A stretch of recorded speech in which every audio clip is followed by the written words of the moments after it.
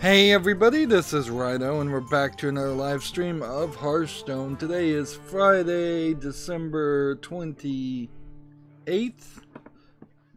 and we're starting incredibly late, so we're gonna have to probably run with some extra news that will just roll over to Monday. We're gonna have to play a lot of games. Obviously I've been having this might be the end of my most recent insomnia mistake, insomnia outbreak, or whatever, flare-up I guess is what you might call it. See, we need to play hunter cards, we need to win with mage and shaman, and then maybe we need to play warlock cards. So that's, I think, all we need to do. I don't think we need to hop back into this. So let's just play some ranked hunter to start off with. So, being a somewhat cloudy, gloomy day, it seems, I fell asleep at like 7 in the morning today, and I woke up at 6 in the evening, which is a, you know, almost 12-hour, like, sleep cycle, which means I've finally gotten away from what I was doing before, which was sleeping for like an hour and then then waking up and doing some recording for a couple hours, and then taking another nap for an hour, and just, you know, having 3-4 naps in a single 24-hour period. So next week might be better. No promises, but might be better. Unfortunately, for now, that means I woke up really, really late. And so this is going to be a late night stream, and we surprisingly have a decent amount of games that came out. I'm not sure why it really breaks down that way. I guess maybe people are taking an opinion that I would disagree with, that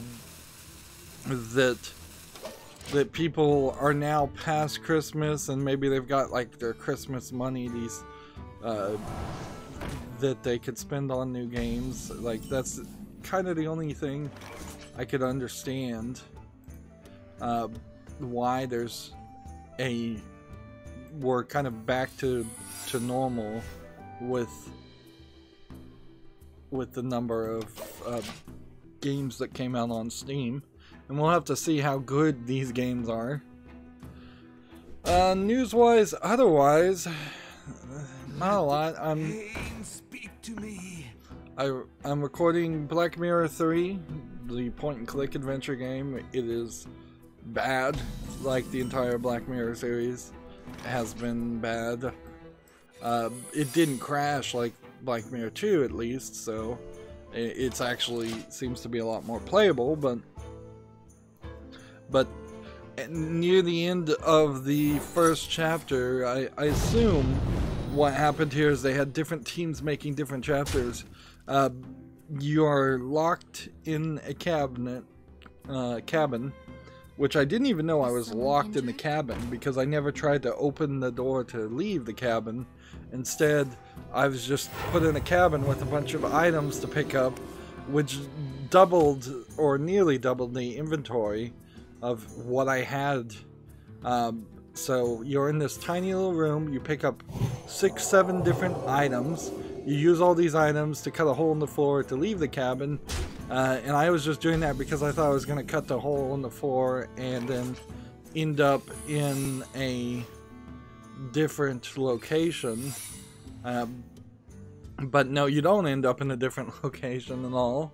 And really, the only reason why this puzzle feels like it existed, other than it lines up with the storyline, is because they wanted you to have a certain number of items or certain specific items in your inventory for the beginning of Act 2.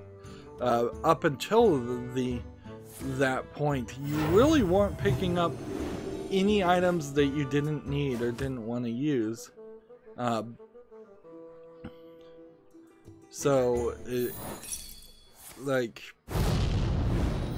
goes from a game where you're only gonna find one item, and when you find that one item, you're gonna basically know what that item is for, to a game where you just have a ridiculous amount of items that who knows what they could be used for.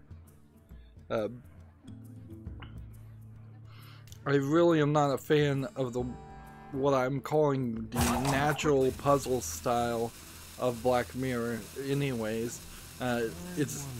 What I mean by that is you have a very natural quest at the beginning of the first chapter to get a copy of your police file, and you don't really know that's what you're supposed to do until you call your lawyer, and you don't really know that you're supposed to call your lawyer until the policeman just tells you to call your lawyer.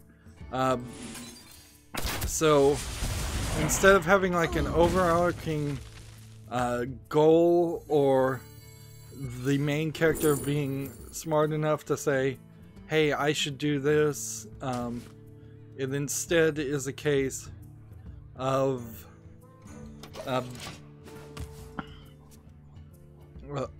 somebody is always just kind of telling you what to do, and normally telling you the next step of what you need to do.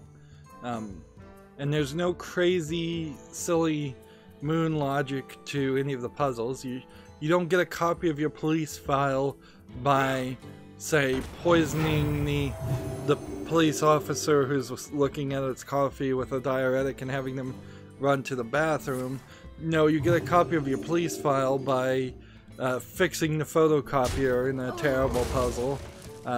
It was probably worse for me since I actually know electronics, and the puzzle was not really following any logic in my mind.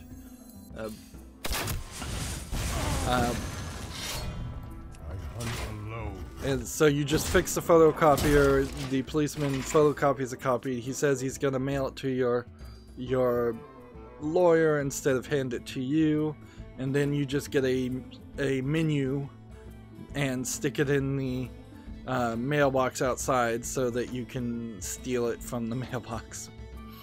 It's like a very simplistic, reasonable solution to a point and click adventure challenge, and that's just boring. Like, if you take the comedy and the silliness out of point and click adventures, you really are just left with a boring game. Particularly in the Black Mirror series, it's supposed to be kind of a horror murder mystery, I think, but it doesn't really play that well. So yeah, I'm kind of not even sure if they know what they're aiming for as far as the style of game it is. In Black Mirror 3, you're playing a continuation of Black Mirror 2, which I'm pretty sure Black Mirror 2 came out in 2008 and Black Mirror 3 came out in 2011, so even people who bought the game brand new would have had to wait 3 years, and it's not explaining anything or reminding you of anything, so you would have had to have played the awful Black Mirror 2 to then play Black Mirror 3 to understand what's going on in a lot of ways. And the game is pretty much directly saying that you are either crazy or possessed, like the first game, although the first game really only hinted at it because you were having dreams. This time you're having straight up hallucinations, so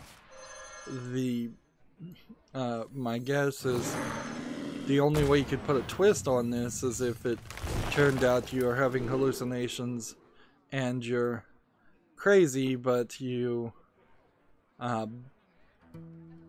aren't actually doing anything illegal in that process. I'm gonna go ahead and use this.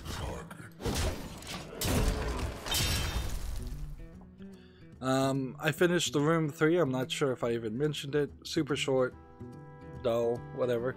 I streamed part 2 of the end of the year Steam follow list cleanup, and it was another 2 hours, and I ran into one game that said it's like a slightly worse version of a game of the Room 1, and I'm like, well, if this game is worse than the Room 1, then I didn't like the Room 1 that well, then I'm going to take that as an opportunity to know that I should not buy it, and so I removed that from the follow list. Although, in all fairness, a significant amount of the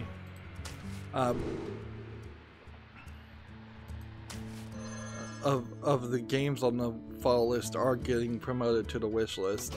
Like, for the most part, it was a pretty good filtering. I do a pretty good job during these streams to filter out games and not put them on the follow list unless they're of a certain level of quality. I guess what might happen, because of Wednesday that this kind of happened too, is we may actually somehow figure out a way to get through all the daily quests pretty quickly.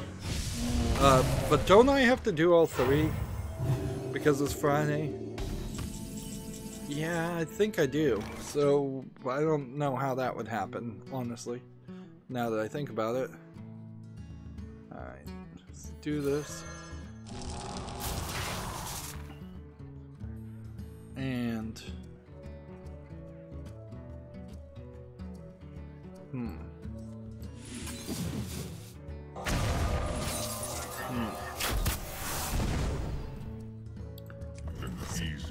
guess I'm just gonna take the victory. We are playing ranked, so I might as well do that. I'm listening to Giant Bomb's end of the year deliberations. They, in my opinion, maybe screwed up, maybe didn't. Like, I guess it really is just going to come down to a matter of taste.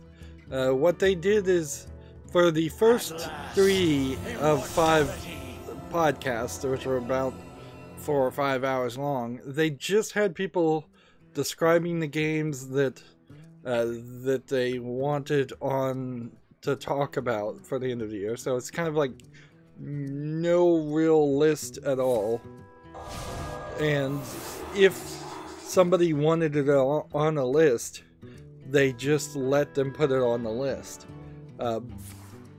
Which I guess just means almost everybody gets a nomination, a participation award, basically, for being nominated, because there was no pushback or challenge for that. And now, when that was first described, that was rather intriguing. Unfortunately, like, within 5 minutes of the first podcast, the fact that have everybody in California and basically in mainstream video game journalism in general is highly susceptible and used to groupthink. So there was, within 5 minutes, people were saying, should I put this on this list? And even they were like telling them, it's like, no, it doesn't work that way. If you want it on the list, it goes on the list. But they cannot get away from that kowtowing mentality, whereas they need approval and they need the agreement of the group, which is dumb. And inherently, a website, which is a group of authors coming together and making a combined top 10 list of anything, is ridiculous. Like, it basically admits that none of the writers, critics at Giant Bomb, in this case, none of their opinions are specific or unique or matter. And that's totally true. Like, there's no way that I know of, or no way I'd ever spend the time to figure this out, where I would go to Giant Bomb's website and say, I just want to listen to all of Abby Hepburn's reviews and her top 10 list. They still are doing individual top 10 lists, but it doesn't really even matter. But the other thing I'm thinking about when I'm listening to this is, if my opinion was in the room, how would I try to steer or agree with this? And you know, the thought I had, and this is silly, is I would probably quit. Like, at the beginning I'd just say, I don't believe in group consensus when talking about opinions and criticisms, because that's ridiculous in my mind. So I'm just gonna quit right now, and you can hire me back when you're done with the end of the year deliberations. And you know what? They probably wouldn't hire me back if I was working at Giant Bomb. The two things I can be critical about from what I've heard, I haven't listened to all of what their stream is, and I haven't listened to most of the last podcast, which would be Game of the Year and stuff, is none of them really covered any games that were small.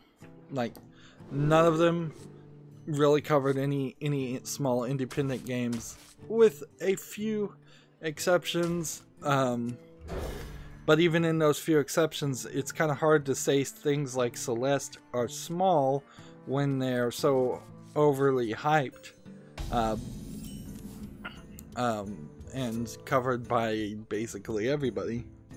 None of them covered pretty much any Japanese games, which is the standard Western video game media anti-Japanese stance. Like, I don't think it's particularly even 100% recognized in their own minds, but they just, like, having grown up in the West, not playing too many Japanese games, you develop a natural liking for what is familiar, and video game critics are not good journalists, generally speaking, and so they don't ever push themselves to expand their horizons and play games they haven't played before. And if in the rare occasion that somebody who's low man on the totem pole is forced to play a Japanese game, they usually approach it with hostility and negativity and don't give them a fair shake in the first place. They have Giant Bomb has the hot mess, like the worst thing to happen, or worst thing to have been done throughout the year, and they mentioned like Fallout 76, which and Bethesda. Okay, fair enough. They mentioned the IGN plagiarist, which I'm a little surprised they mentioned that, because that was more of a story that was trying to be buried, I would imagine. Like, I imagine IGN would have done everything in their power to convince people to underreport on the plagiarism there. But then they really didn't mention Valve at all, and I think Valve totally deserves to be in that hot mess category, because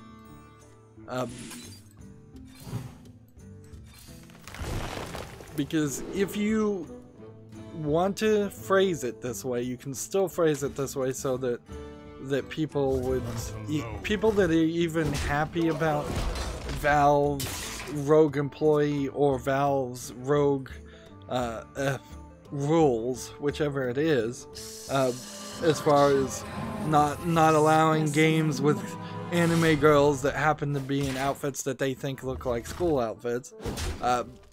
There's a lack of leadership at Valve that has been more prevalent this year than previous years, but it's been around pretty much from the word go. This is what Valve was designed on. Is Gabe Newell worked for Microsoft. Microsoft is a company known for too much leadership. He makes Valve. Valve has no leadership. Gabe Newell is a weak leader. He doesn't want to be the leader, clearly, and somebody needs to be in there to be in charge. That shows through when you have Artifact come out and be a failure. It shows through when you have no plan and you start censoring games, and then you come back and you say, well, we're not going to censor what's on our storefront, we're not going to be the tastemakers. Then you come back and you change your opinion on that. This is all weak leadership, regardless of how you fall on the final decision or how the decision is being implemented right now, because who knows, next week it could change again. I think it was a weak leadership decision to hire Campo Santo. We will have to, I suppose, wait and see a little bit to see if those employees ever create anything in Valve that justifies them being hired. I think this year, as far as Steam sales, haven't been amazingly good.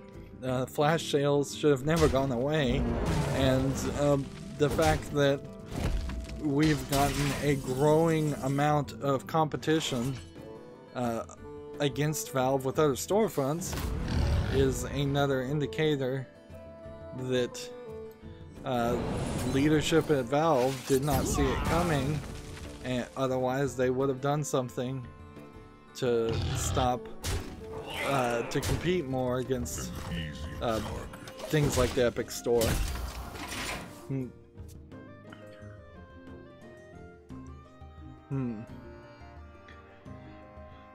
So yeah, I would say Valve has been one of the hottest messes, but it wasn't brought up on Giant Mom, but not at all.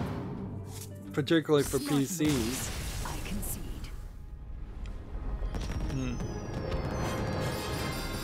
Like, they brought up an interesting thought that perhaps the reason why Fallout 76 was only released through the Bethesda launcher is because Valve implemented the no questions asked 2-hour refund policy, and Bethesda knew that Fallout 76 was going to...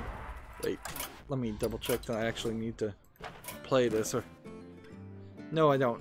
Mage and Shaman. Now, alright. I think I can win a little bit more with the Mage, and I'd like to keep the streak going. Yeah, it could be that. It certainly could be the case that Bethesda knew they were going to release a terrible game. It would have been hard for them to kind of not know that. And they didn't want people refunding like crazy.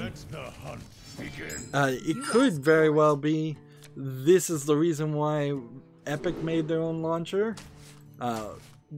The idea that in the background and the secret, the idea of being consumer friendly and having refund policies is like horribly objectionable to the game developers. I could see that. Unfortunately, I think reality is going to smack the Bethesda launcher and Epic launcher in the face if they think they can get away without giving refunds, particularly in countries outside of the notoriously anti-consumer United States. Like, once you get into Europe and Australia, you gotta give refunds. Valve has been fighting these kind of legal fights for years and losing them, trying not to give refunds. That's why Valve really finally implemented the no questions asked refunds policy, is trying to comply and avoid getting sued some more in Australia and in Europe. To my side.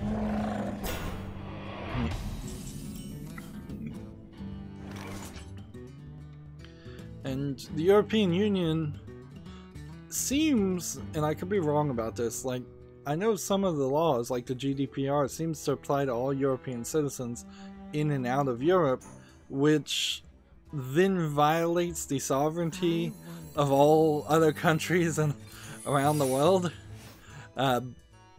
Because if you were not talking about a data protection law, if the European Union passed a law saying that all European citizens could murder non-European citizens with immunity, that would not fly.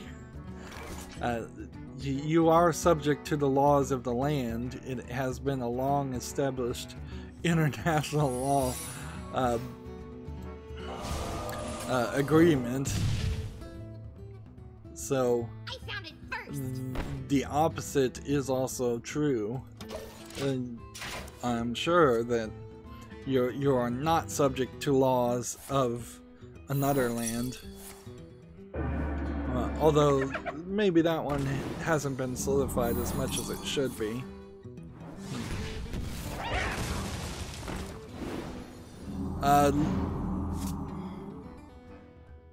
So yeah, there's some problems with that, but that's getting into politics when I'm supposed to be talking about video games. So let's start talking about video games. Gematsu has an article. Nico Para Volume 2 for the PS4 and Switch launches in February. It's going to support English, Japanese, and Chinese language options. Let's see. It's already on Steam. It's a visual novel. I think it's cat girls working in a cafe, if I was to guess by the image I'm seeing. We have many secrets.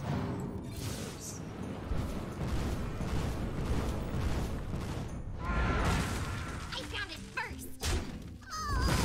Do that.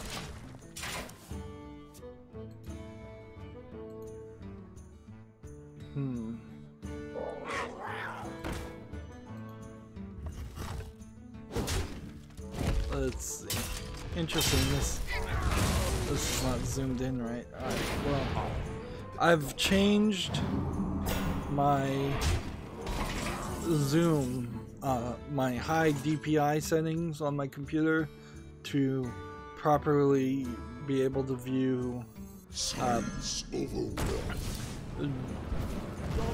Black Mirror 3, because there's a weird bug that messes up the cursor if you have the high DPI setting on Windows enabled.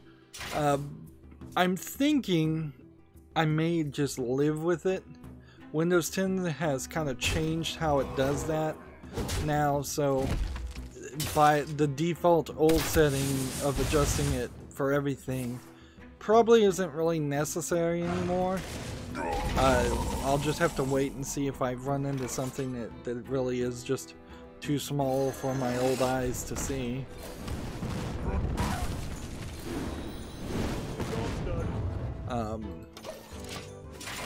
So, you know, if I could keep it at 100%, I then would never really have to change it again for the small handful of games that run into that issue. Most games do not run into that issue at all.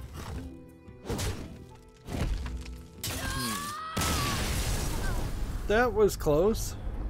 No victory. That broke my streak, but that was close.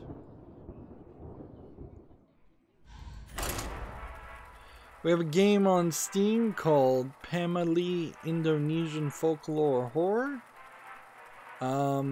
This looks like it's probably just a cheap horror game.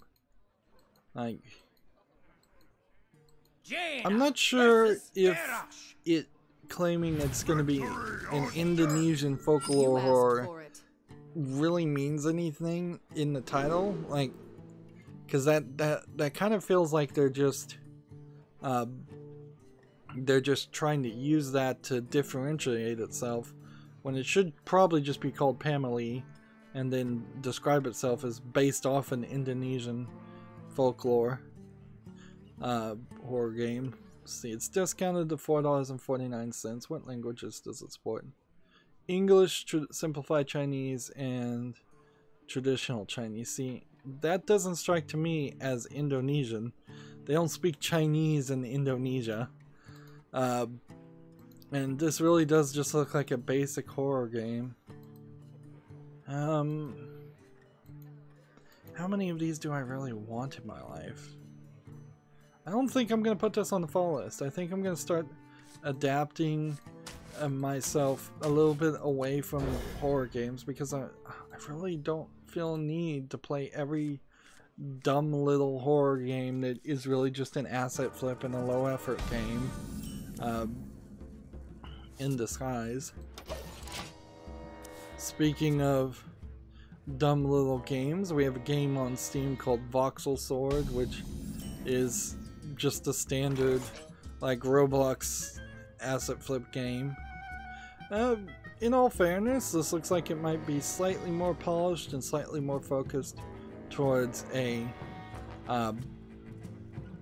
medieval theme, but look at just how much garbage is on the screen at any one time, even when it's not in 4-player mode. It's just a lot of UI. $7.19 discounted.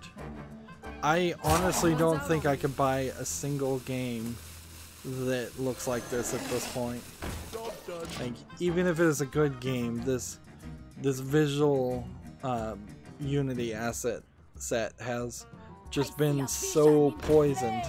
The well has been poisoned as far as the way those games look that I wouldn't give them the time of day. Let's see. Next we have another game called Desktop Soccer, which again is the Roblox square polygon style of game. I'm really looking here trying to see if there's anything like this. Idea might have been cool, like playing soccer on a table with a bunch of obstacles, but no. What to do? Nope, this is just another no for me.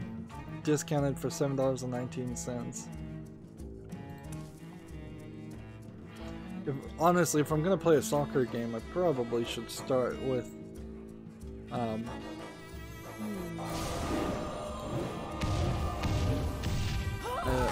playing a like good-looking soccer game, 3D soccer game, before I get into something that is half a soccer game and half some like more arcadey style of tabletop recreation, or foosball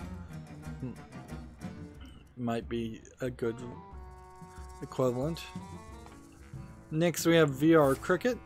I'm not playing cricket in 2019, I can guarantee that, and I certainly wouldn't be playing it in VR. There's like large white boxes that look like they're just missing textures, and even when you do have textures, they don't feel very filled in. Requires VR, $4.49. That's a pass for me. I wouldn't be surprised if they're all passes today. Let's see.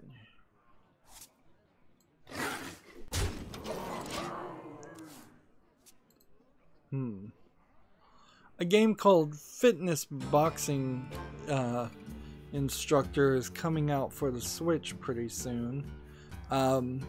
It looks like it's kind of a more modernized version of Wii Fit, although this time they're not using kind of a faceless Wii Fit characters. They're using,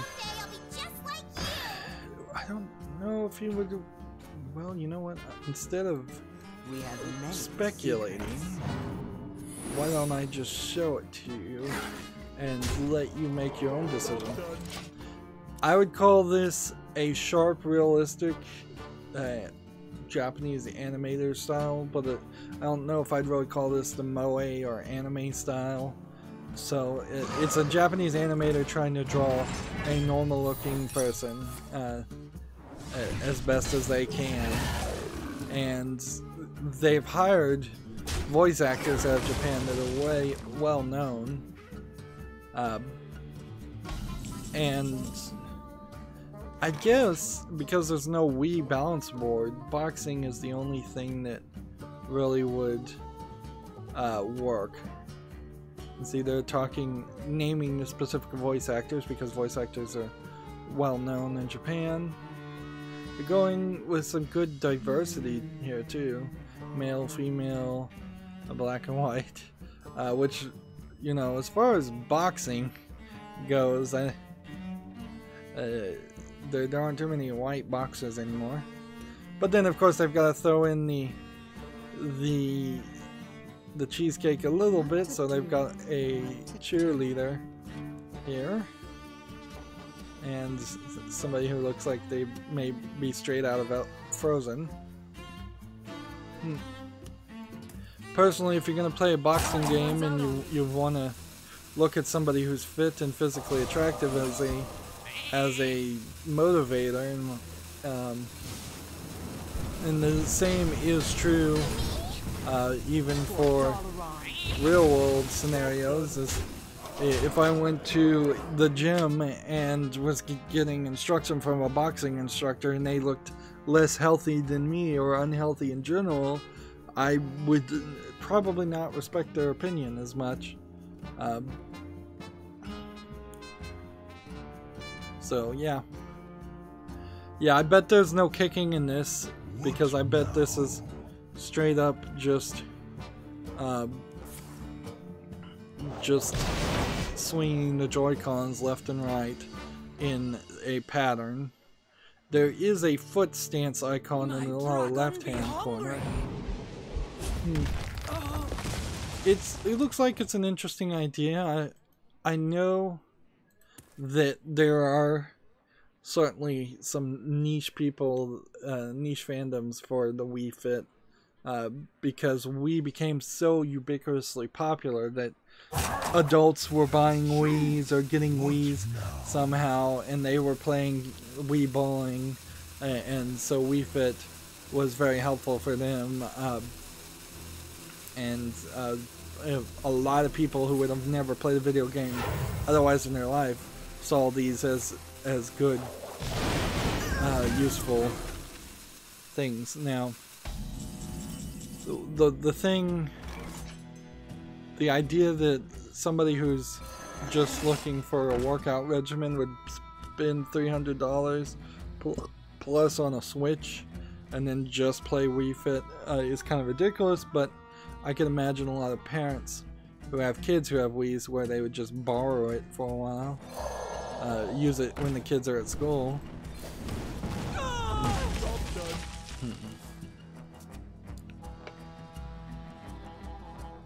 Let's see, next we have a game on Steam called SAMPRP. That's probably some kind of insult phrase. This looks like this is a troll game trying to be like GTA. It looks a lot like GTA 2 or 3. I don't see anything here other than like a simple asset flip attempt at a game. This doesn't look fun at all. It's 20% off for $1.59, so you know that there's not going to be a lot of funding behind it to turn it into a great game. So, like when you think about Rockstar and how they had all the money in the world to build off their GTA series, that's how those games got to the level of quality that they've reached, is simply by building off GTA 1, which sold on controversy, and then that gave them enough money to make GTA 2, which sold on slightly better quality and slightly more controversy, and that kept on snowballing all the way to the most recent GTA game. And honestly, even the most recent GTA game probably isn't that great of quality. Depending on what you really want to do. Moving on, TechRaptor has an article. Steam reveals the quote best of 2018 lists. Now I looked at these lists and I don't know if it's different for everybody, because what I was seeing was a lot of things that didn't really feel like they would have been on the list if I didn't own so many games already. The Steam store seems to really usually filter out everything I already own, so it really is scraping the bottom of the barrel to suggest new games to me. Which doesn't make a lot of sense when you're trying to make a best of 2018 list, and the list is top sellers, best new releases, top selling VR titles, top early access graduates, which games that came out of early access. That category in particular was surprising because the game Mirror, which is an adult game that has a thumbnail of a Japanese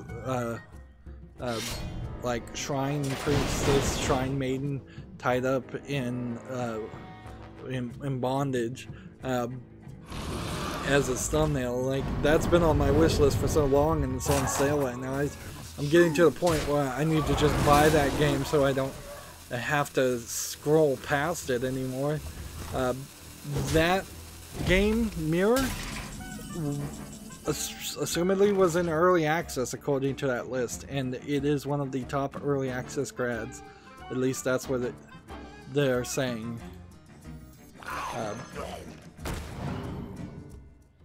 Let's see.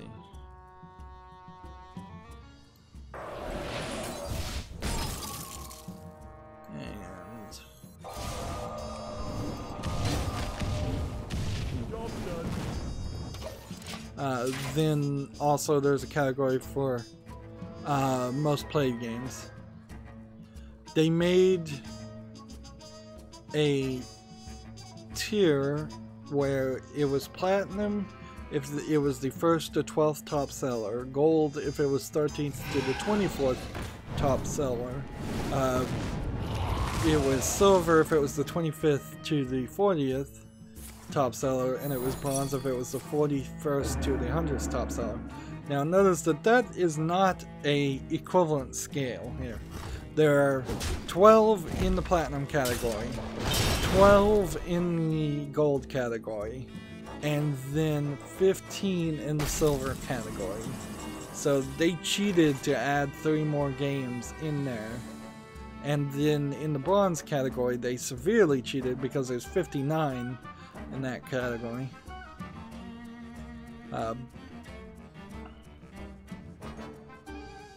Let's see, now TechRaptor is mentioning some of the games that it already covered earlier, but yeah. The only thing I guess I could do is I could see if maybe I could look at these lists without being logged in and see if maybe that changes.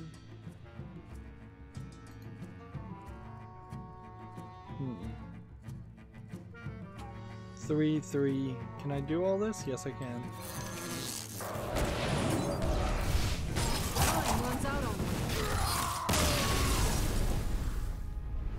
Well, I am logged in right now, so that wouldn't change anything. But yeah, Mirror is still showing up as an early access grad. Most of the games on the rest of the lists that are being shown to me are just not things. For instance, Chinese Parents, which I'm fairly certain is just kind of a troll game, got mentioned on several lists for no reason. Conan Exiles is on the top early access grads. So all of their categories seem to be heavily focused around the idea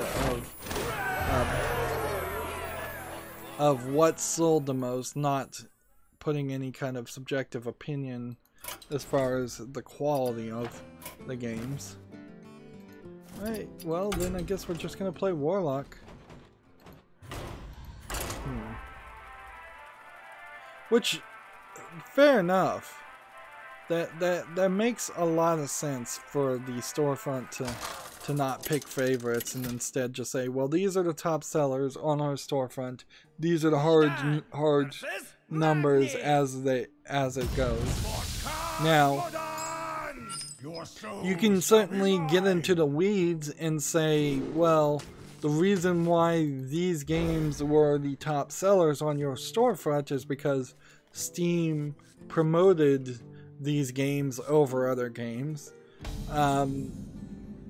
That is, of course, the YouTube issue, certainly, and YouTube's issue right now is that PewDiePie made what I think most people would agree a much better version of YouTube Rewind than what the actual YouTube Rewind was, and they're not gonna put it on trending because that's a curated page front, and I'm pretty sure PewDiePie would never make it onto the blanket trending page ever again. He has made it to gaming trending, which is kind of ridiculous. Like, I would object to calling PewDiePie at this point a gamer. He's more of a comedian. Like, I don't see him. I'm subscribed to him. I don't see any videos of him ever playing games. Maybe he's doing all of that on Twitch. So, yeah. But to be fair, as much as I can be, I think Steam is only really focused for the most part around greed. So if their algorithm is promoting a game, it's because that game is getting played and selling well. I don't think that they're going in and playing tweaks. In fact, it really feels like night and day. Like, every YouTuber that I've ever heard talk about the YouTube algorithm believes that there are rogue employees, or maybe not rogue employees, but there are people going in there messing with the algorithm on YouTube and playing favorites and manipulating it. I don't think that's really the case on Steam. Only one game developer has ever made the claims like that, and lately, and it's kind of unbelievable. Even at that point, like, we would really need to see a great example of, like, an amazing game. If Fortnite came to Steam and Fortnite was never on the front page, that would be crazy. If Fortnite came to Steam and it was always on the front page, that wouldn't be so crazy. Unleash me. Let's see. Nice to meet you. Any of these gonna die in this move? I don't think so.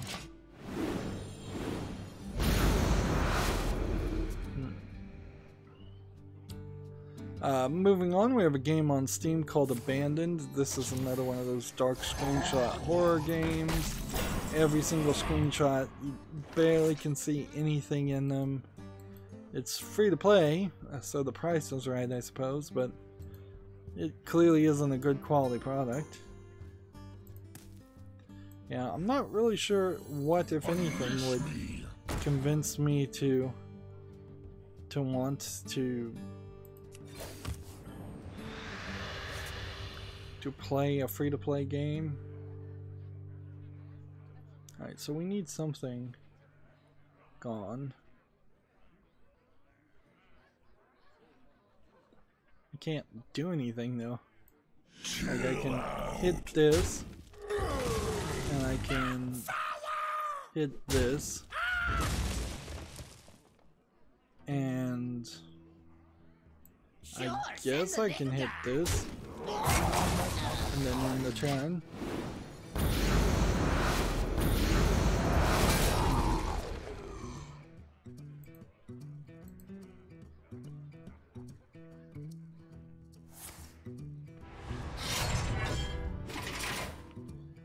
See, next on Steam, we have a game called Toho KSG Story, which looks like it is straight up just a very low effort clone of Donkey Kong. It's kind of funny, you usually don't have a Japanese game like this that is so unpolished and so horrible looking. But that's kind of what this is. Like, I can't call this one a cheap Chinese game or a Russian game at all. This is a cheap Japanese game. This very possibly is designed to look like a Game & Watch, so Donkey Kong Game & Watch clone, but yeah, it's just total garbage. Your magic shall not save you. Your soul is mine. Your soul is mine. As you command. Job done. There we go.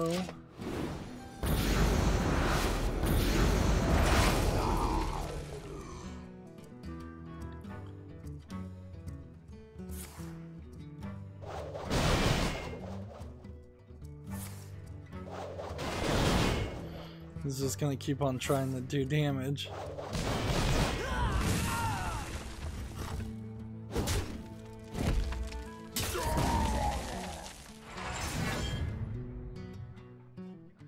Bring it on. Okay. Let's do this.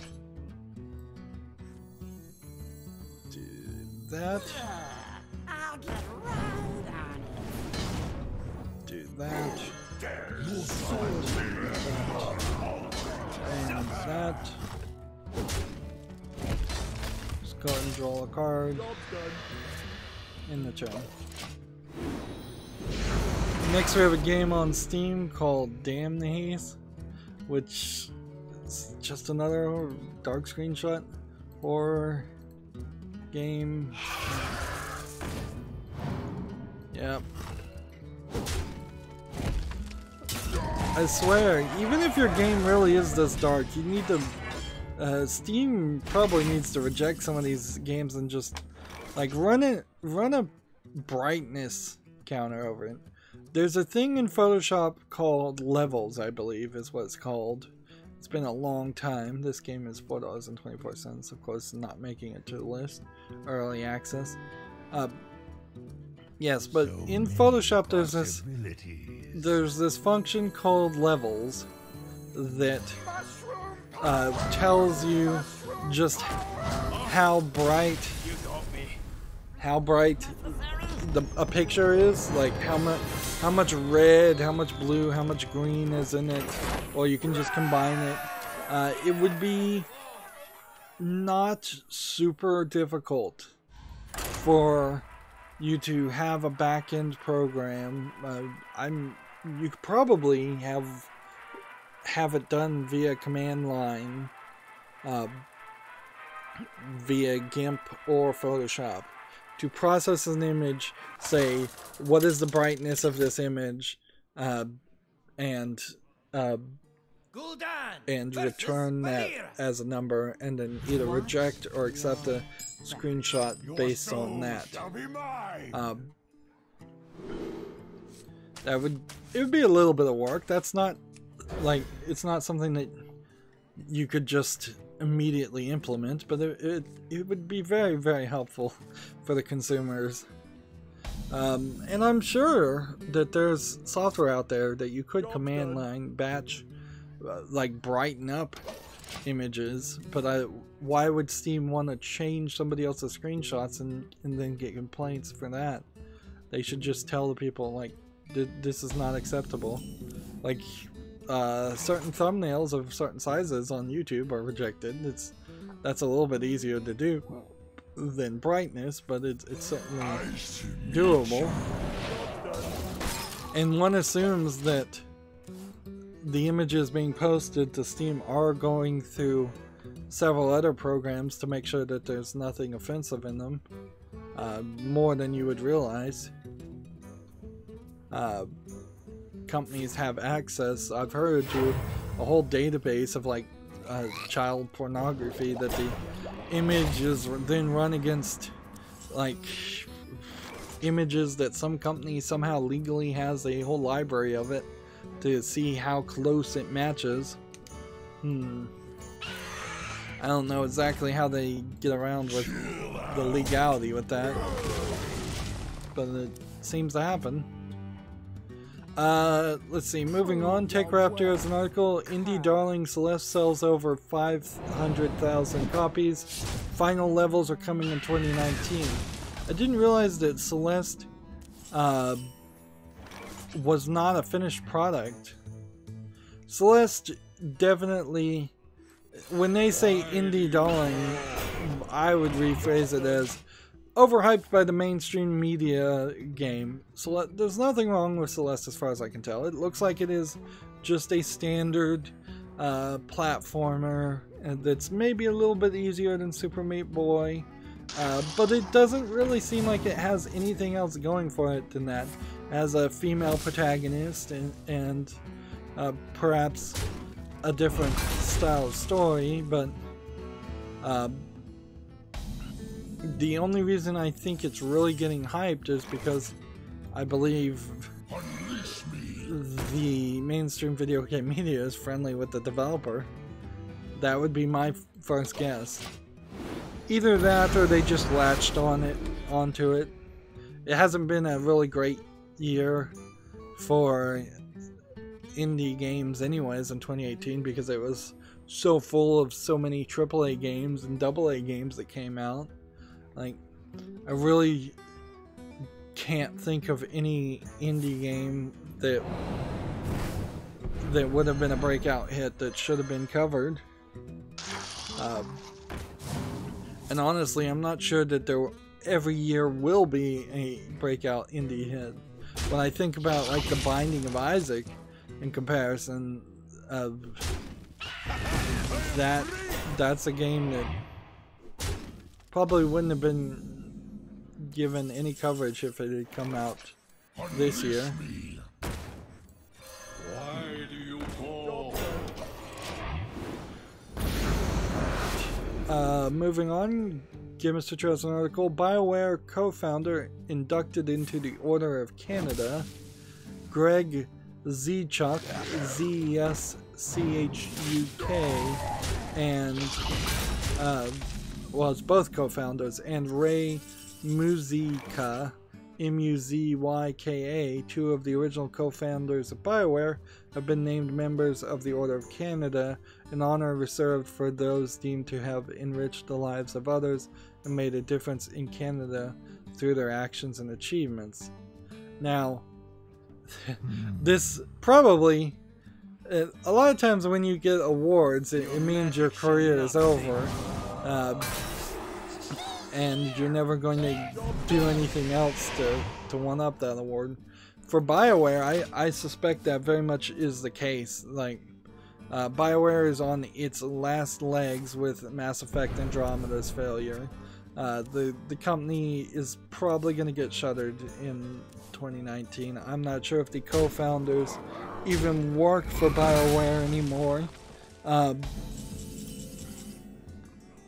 103 Canadians received the honor this year, alongside an author, a playwright, an Olympian, a broadcaster, among others. So it seems like it's not a hyper-exclusive award in the first place. But yeah, I don't know how much of this really is video game news. Other than, yeah, they founded BioWare. They started it in Edmonton, Alberta, Canada. They graduated from medical school in 1995. Is this the doctors? So many options. The pair left BioWare and retired from the game industry as a whole in 2012. So here we are in 2018, 6 years later. And so this barely is even video game related at this point.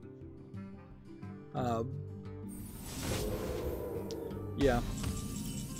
They probably got out when the gooding was good, though, to be fair. 6 years ago, BioWare might have been in a much better position than it is now. How long can this go on? How long can this go on?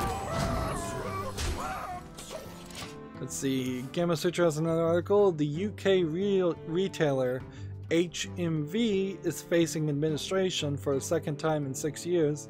Administration apparently in the UK is an alternative to bankruptcy. It sounds like it's, for the most part, just a different form of bankruptcy. Really. Let's see.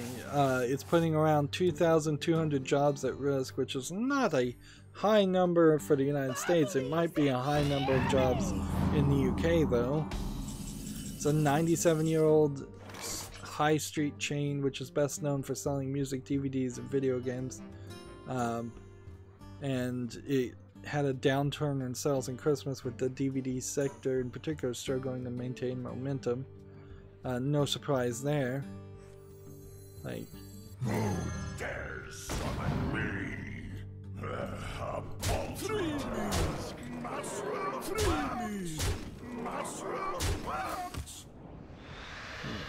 darn it. Job's done.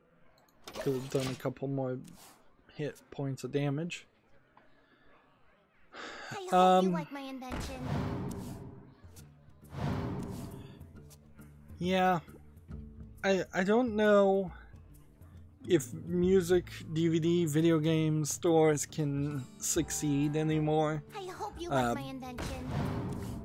Like Amazon.com and Amazon.uk in this case has a good lock on those things. And the problem with like music and DVDs and video games is all of those physical media have the same susceptibility of being damaged in the mail, whether it's delivered to you or bought at the store.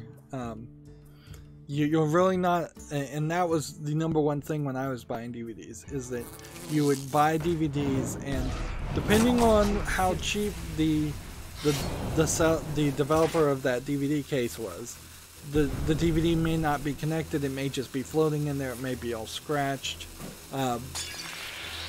and the packaging on the outside may be dented and bashed in, and the corners and edges may be burnt, dented. It didn't happen a lot, but those were the main problems. The bigger issue, by far, is music. For the most part, is free. Like, you can listen to the radio, you can listen to internet streaming, you can find music one way or another in any number of ways, legal or illegal. DVDs, not really needed. You can watch over-the-air TV in the UK. You're supposed to pay a license, but a lot of people don't. You can stream Netflix, you can stream Amazon Prime, you can stream Hulu. There's not a lot of reasons to buy DVDs in general, except for extremely rare niche things. That's why I think anime, DVD, and Blu-ray sales still would do you pretty well even today, whereas you really don't need to own too many regular movie Blu-rays or DVDs, unless you're in a situation where you have kids who want to watch the movie over and over again. Even then, streaming will do you fine for a while, until Netflix lost the rights to that movie. And hopefully your kid would lose interest in it. Or if you just happen to be an obsessive collector, there might be something out there.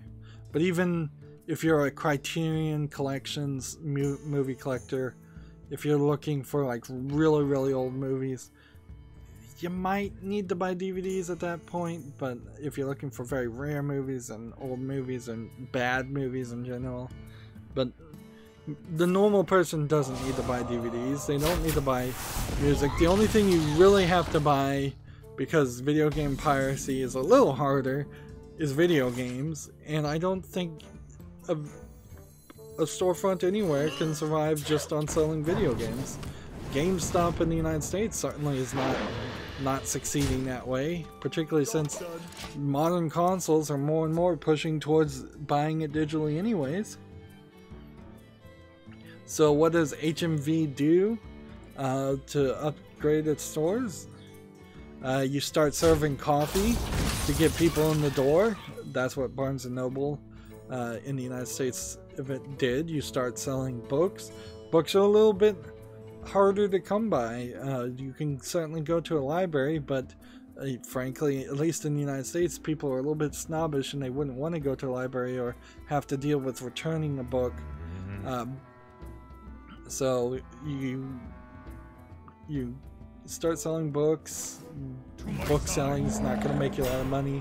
You start having nerd nights where you're playing Magic the Gathering and Dungeons and Dragons. You start selling comic books. You find other reasons to get people in the building. You probably want to expand into anything and everything. Start selling clothes. Start selling jewelry. Start selling flowers and gifts, and like expand. The idea of a specialty shop really doesn't work anymore, even if your specialty is 3 different things. Every store needs to be a superstore. Like, my grocery store sells books, it sells toys, it sells candy, it sells it has a whole pharmacy section, it sells clothes, there's a sub store inside of it that sells jewelry, there's a coffee shop inside of it, there's a deli and a hot food delivery. They just started selling pizzas as an experiment. So even a grocery store where you normally would just go and buy groceries, it has several other reasons why you might go in there and pick up things while you're grocery shopping.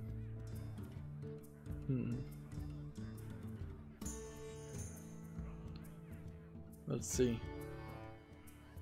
The other thing to mention, I suppose, in this article, I've spent way too much time talking about it, is that HMV may certainly have had slumping sales just because of the major problems with a no-deal Brexit that the UK is dealing with, where they cannot negotiate any kind of deal to exit the UK, exit the EU, and maintain similar laws and trade agreements.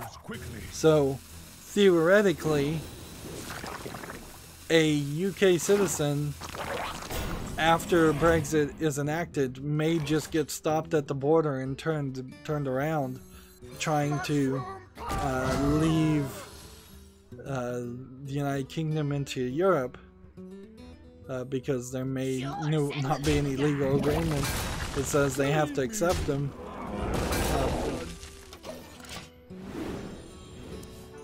And that is certainly panicking their economy quite a bit. They're afraid that they won't have enough food, they're afraid they won't have enough medicine, they're afraid, and possibly rightfully so, of a lot of things. It's being mishandled terribly.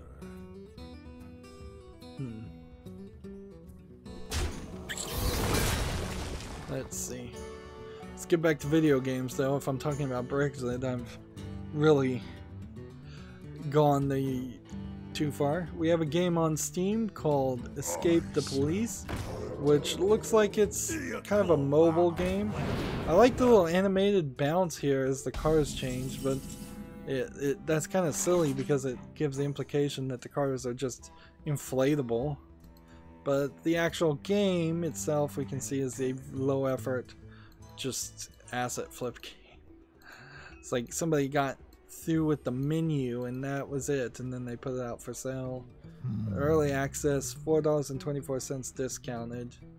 Yeah, right. Unleash me. Mushroom. Sure, send the big guy. Job's done.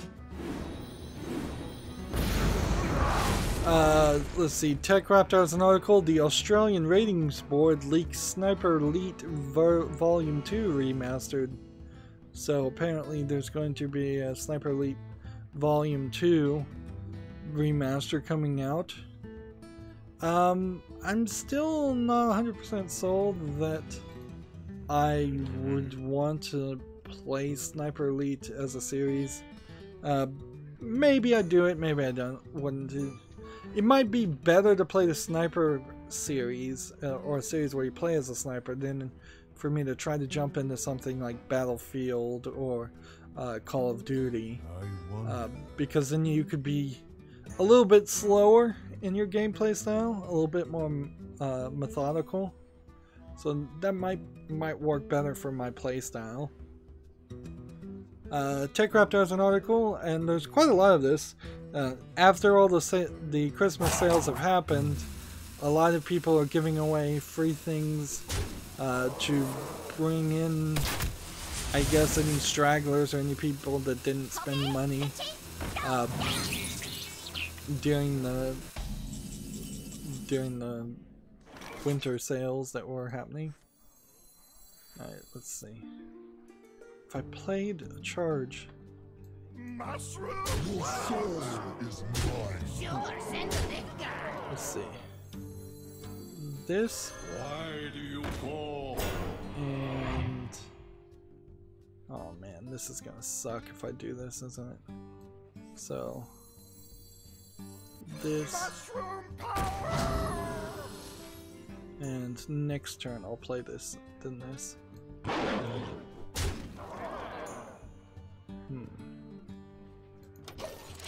I want to draw a card, because if I draw a card, then that will have just another card that gets discarded. TechRaptor has an article. Super Meat Boy is free on the Epic Game Stores right now. I think there probably were some other points in previous time where you could have gotten Super Meat Boy for free. If you're already committed to breaking up the storefronts and supporting exclusivity, then you can go over to the Epic Store and get Super Meat Boy. Darn it. How about I kill this? And let's see, hit that, and then hit that.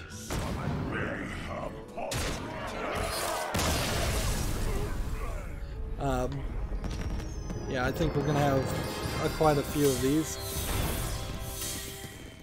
Made it to rank 18. I think we had already made it to rank 18 though, so that's not specifically an achievement. The achievement would be if I was to stick with this streak and keep on playing and make it up to rank 17. But that's not what I'm going to do. Instead, I'm going to switch over to the European account and hop into that.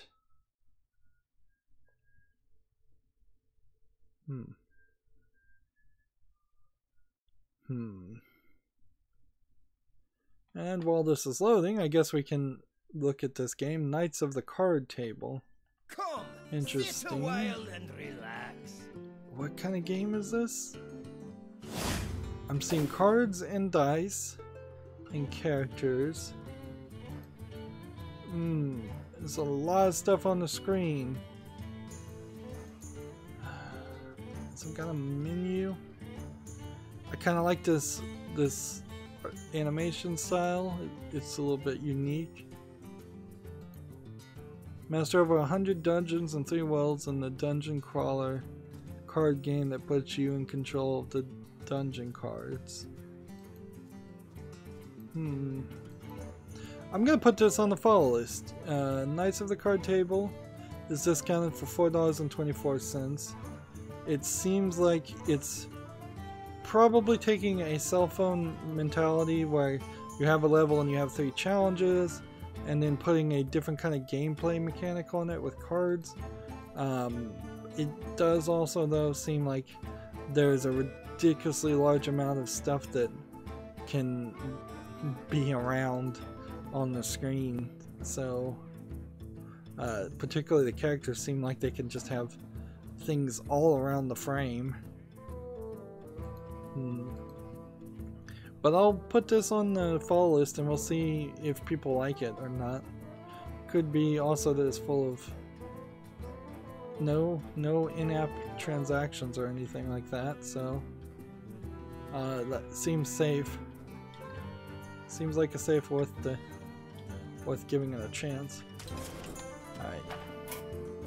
Now on the European account, I guess I really don't have anything I want to override, but I think I kind of need to for just time's sake. Like, this is gonna take forever. 3 mage victories, 3 major shaman, 3 priest or warlock, and 3 rogue or warrior. Something has to be re-rolled here. Normally I wouldn't want to do this, but there needs to be some kind of overlap. Priest. Alright, that didn't help much at all. We've already done the Tavern Brawl 2, so for time's sake, let's take Mage on casual and see how this goes. Because we basically need 3 victories in a row on Mage, just to keep it an efficient amount of time. So we're looking for quick disconnects. Unfortunately, there's no way that I know of to force that to happen. I wonder if quick disconnects are actually because the opponent has just so much lag. That could be it, certainly. And while this is loading, we have a game on Steam called Winter Symphony. It has that watercolor art style. It's a visual novel. I actually like this. I like the angles, it looks good. This has like a blur on it, I think intentionally. I mean, almost elf-like character. I don't think she's supposed to be elf-like. However, this looks incredibly creepy and different. And this looks different. So we're seeing some inconsistencies in the art style. Well, the starter is, this is $7.19. Visual novel. I'll put it on the fall list because I've still yet to really figure out where I'm going with any of that. Like am I ever going to cover any visual novels or am I not? Until I can make a decision, I don't want to just say all visual novels are not allowed on the wish list for me to come back and have to search the entirety of the Steam store to put visual novels back on the wish list. So I want to have a collection of good ones on the wish list even if I never buy them. Next we have a game on Steam called Blaster Lilo. That is just a side-scrolling shooter game that looks very busy and poorly animated. MS Paint level graphics. See, I can't really justify this as an artistic style. I really can't. It's the beginnings of an artistic ability at best. Blaster Lilo is $1.99 discounted. No, that's not making it to the list. Let's see. I'm gonna wait.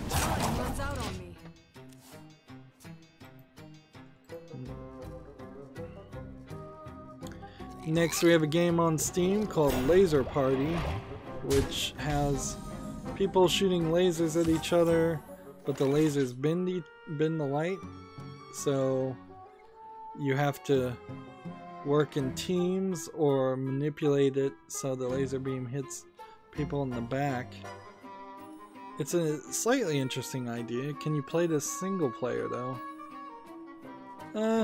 It says single player, but it seems like it's designed more for multiplayer. This is one of those games that feels like it would be a fun hacking mini game, but doesn't really stand on its own. It's $1.79. Yeah, it just doesn't look good enough to justify.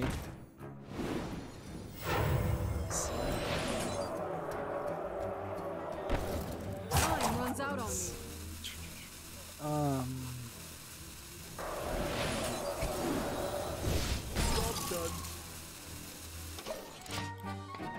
Yeah, just not enough meat on the bone for that type of game.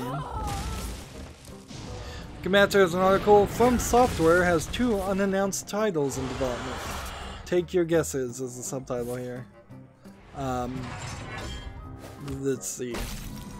There's other games that From Software are making is Sekiro Shadows Die Twice, and a game called Daracene. But this came out from an interviewer with I wonder. the president of the company. It doesn't really mean anything, though. Like, it really does not mean anything at all to say a company is working on 2 unannounced titles. It could be anything and everything, and they could get canceled.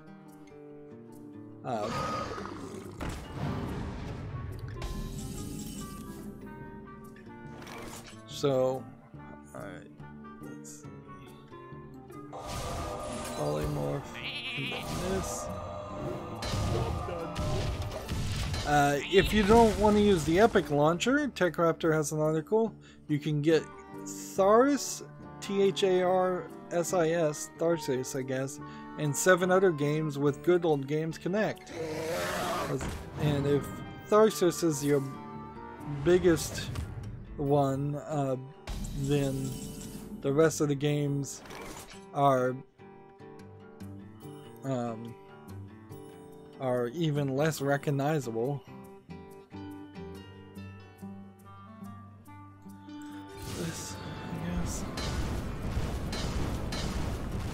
An incredible discovery. It seems like the other games that you get are Descent, Divine Divinity, Dust Force DX, Europa Universalis Rome Gold, Order of Battle World War II, Panzer Corps, Tharsis, Two Worlds Epic Edition. Like, literally none of those games sound like they are recent or interesting. Yeah, and I cover old games. Most of the games I cover are slightly old games, but I don't cover incredibly old things. Things that don't have relevancy too. And those games, pretty much with the exception of Descent, don't feel like they have any relevancy in modern time. Like, Descent has some historical importance that I know of, so I'd say maybe I'd do a 30-minute spotlight on that. But those other 7 games, would never play them, even if I got them.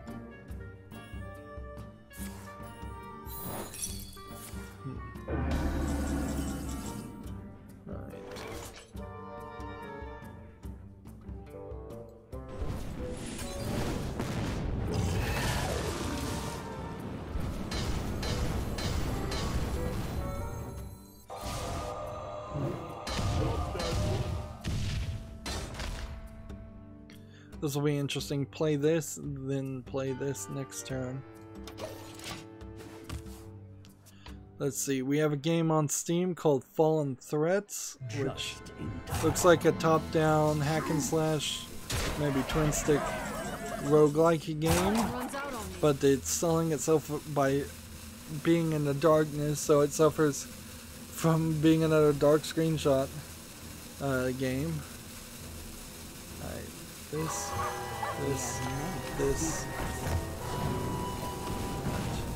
In the turn.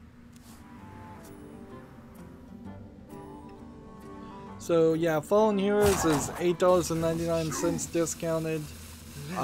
It's not making it to the fall list. So, TechRaptor has another article.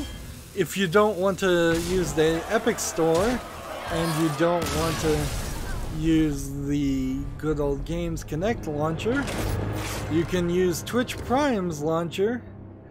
Because Twitch Prime Devolver Pack offers 7 free games for the holidays. So these are Devolver Digital games, including Broforce, Crossing Souls. I actually did want to cover that, but I'm not going to cover it. I will claim it since I have Twitch Prime, just to cost Amazon some money, and support the industry theoretically. Maybe it doesn't actually. But yeah, I'd still buy that game on Steam. And I'm still trying to keep everything on Steam. I kind of have to. Hotline Miami 2, wrong number. The Messenger, another good game that, like, at least in this instance, you're actually getting good games through Twitch Prime. I don't need that early. Strafe, The Swords of Ditto. I don't think The Swords of Ditto was received well, but okay. Let's see. And the article goes on to say these aren't the only games you can get with Twitch Prime. Several other packages are still available and will be until December 31st. There's Polykid's Poi, Curve Digital Smoke and Sacrifice, Hacknet Complete Edition, and the SNK bundle. So I'm gonna have to spend some extra effort to make sure I collect all of those. If you can collect all of those, I don't think it's a pick and choose situation.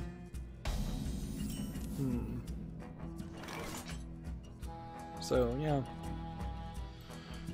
In all fairness, if you were new to PC gaming and you already had Twitch Prime, I could see the idea there of specifically trying to build out your game library through Twitch Prime, but you're not going to get very far with that, honestly. Like, there's still thousands upon thousands of games that are on Steam that aren't on Twitch Prime or any of the other storefronts, and of those thousands of games, some of those are actually worth playing.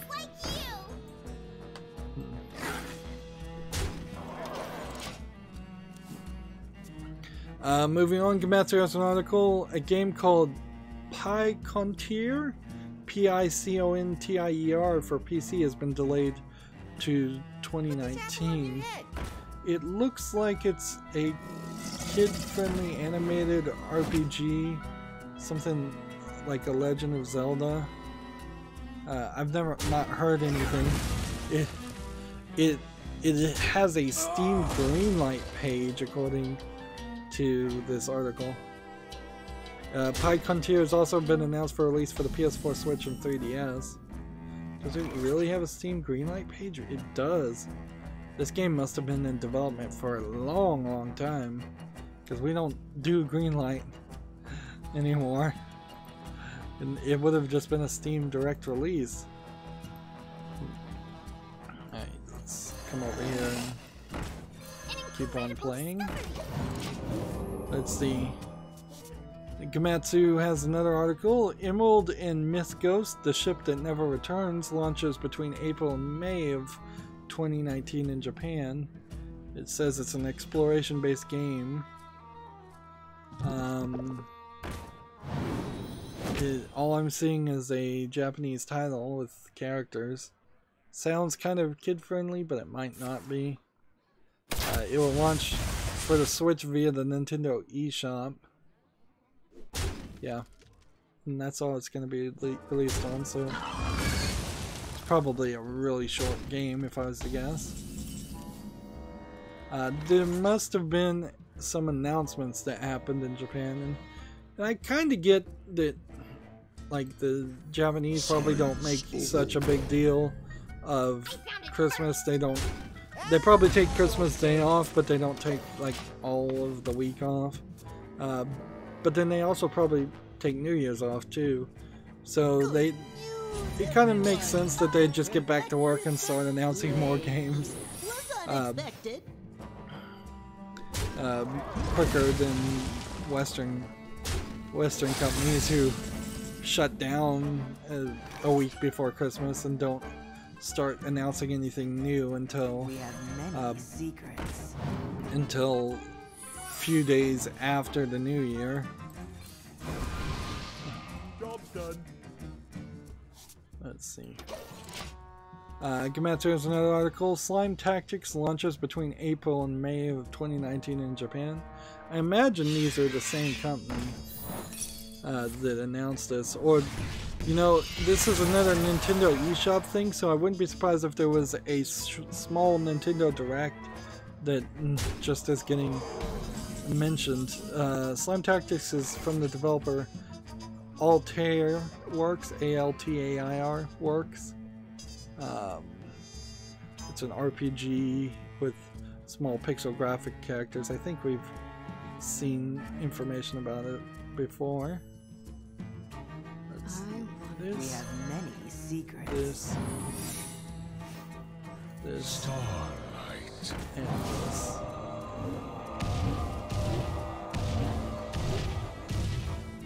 And For Dalaran. what happens? Let's go ahead and kill this guy. Job's done.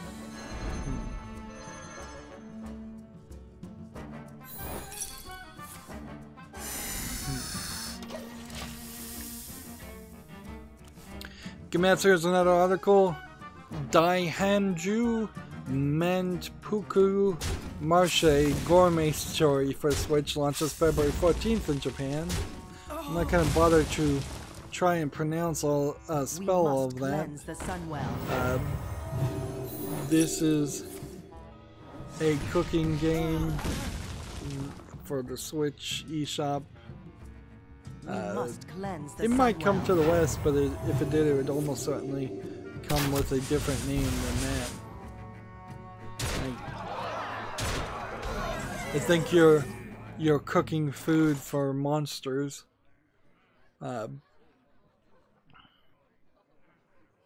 In a mini game style of game.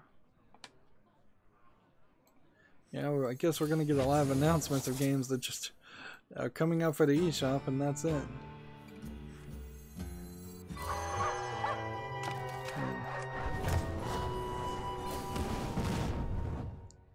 Let's start right. I'm about to lose again. I guess if we finish the news and I haven't gotten all the daily quests done, I'm just gonna play off screen. Was unexpected. Gamatsu has another article. Demo, that's D-E-E-M-O for Switch. Version 1.5 update launches January 19, 2019, adding 5 new songs. Demo is a game I recall that looked kind of cool and had some music in it. Maybe we should stop this. Like, we've had 2 losses. We're trying to get through this quickly. Let's play with the shaman instead.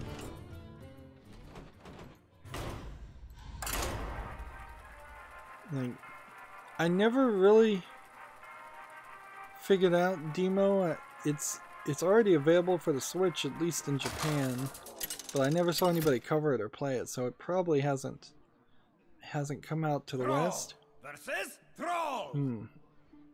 For Doomhammer. Like, the article doesn't mention that at all, though. I think it probably, if I recall correctly, was a little simplistic of a game that just happened to have some intriguing music ideas in it and songs in it. Let's see. Gematsu has another article. Daifugo, that's D-A-I-F-U-G-O, space F.net announced for the Switch. This looks like this is a card game, like regular old poker.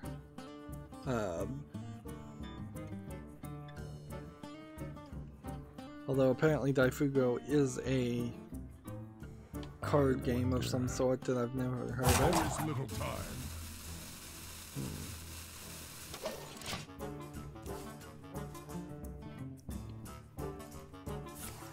Alright.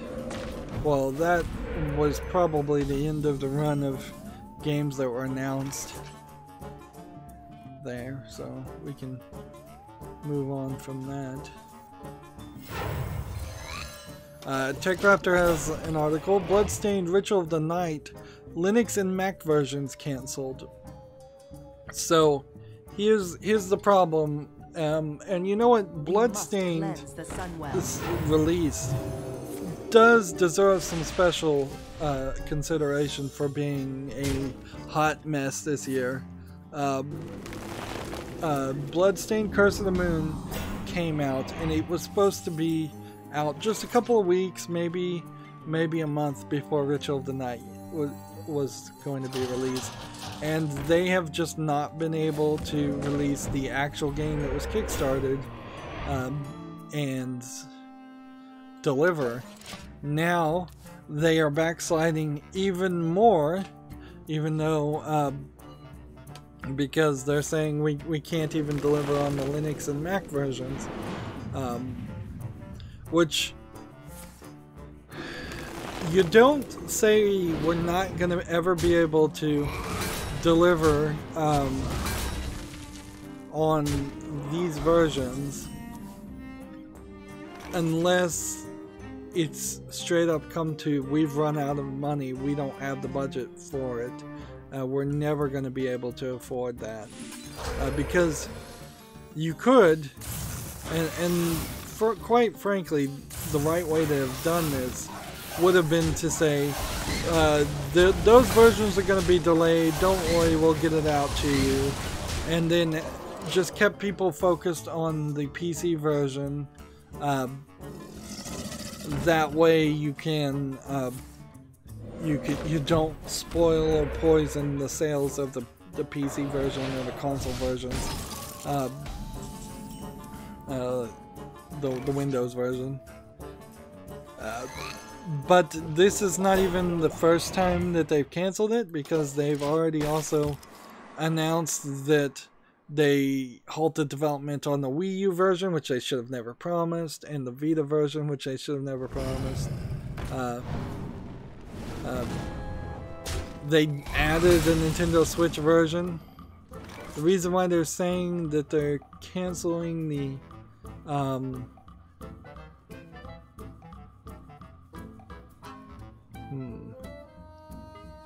it is because of, let's play first and then I'll continue talking.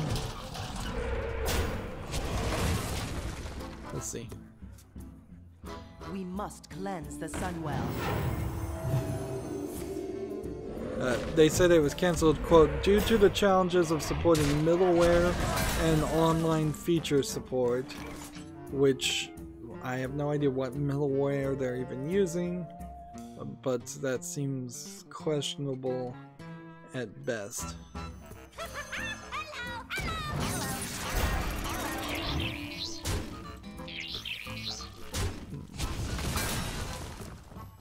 Attack mode! There we go. Let's see. TechRaptor speculates here.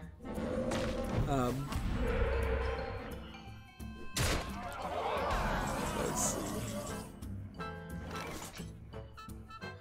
It says, no, the article continues, the development team was also concerned with their ability to deliver a product that was up to their standards on these operating systems. That's more realistic, that you just would not be able, you don't know how to make something run smoothly on Linux using open source drivers because you're coding your game directly to either NVIDIA drivers or AMD drivers. So when you see something like this, you can basically assume that if you have a ATI or Intel integrated graphics or an AMD graphics card, this game is going to probably run significantly worse for you than somebody with an NVIDIA graphics card. Generally speaking, for the moment at least, I would recommend anybody get an NVIDIA graphics card if you want to play video games. Alright, so how are we going to do this? This way?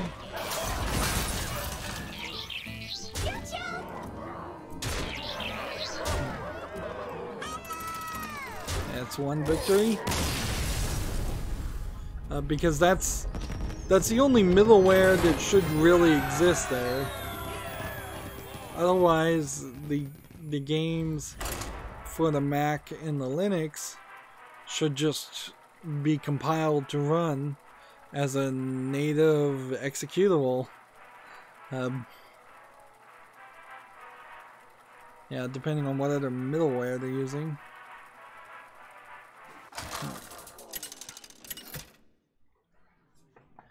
Let's see. Thrall Yeah. versus Thrall. So you could read the rest of this article, but yeah, Bloodstained Ritual of the Night is looking more and more like it's not going to come out. Inherently, this is a consistent issue with Japanese producers.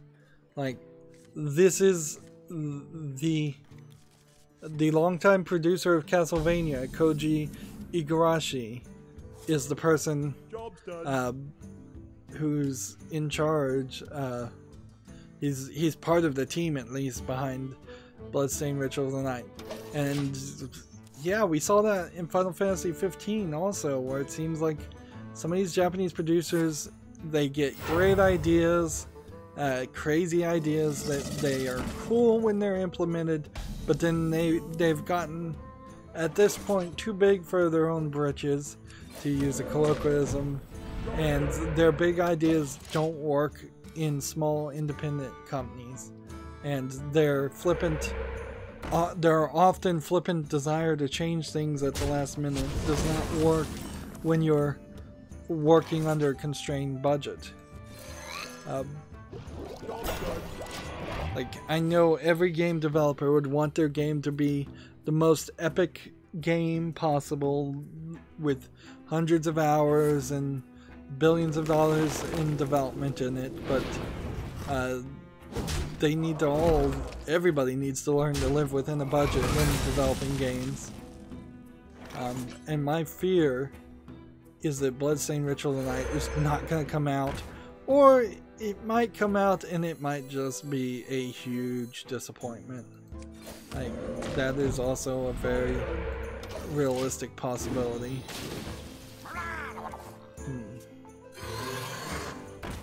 Moving on, TechRaptor has an article. Get 5 free Overwatch loot boxes for the holiday season. Blizzard Entertainment. Seems like you just need to log into Overwatch via the Battle.net launcher to get them. That's not too bad. Of course, that does then enter you into the loot box world.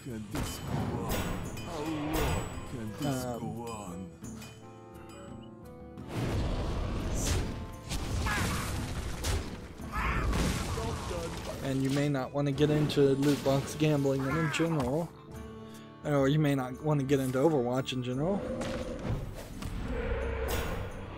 TechRaptor has another article. Get Soma free right now as part of the Good Old Games winter sale. So Soma, another good game if you want to go to GOG, Good Old Games, in their curated storefront and only have some of your games there.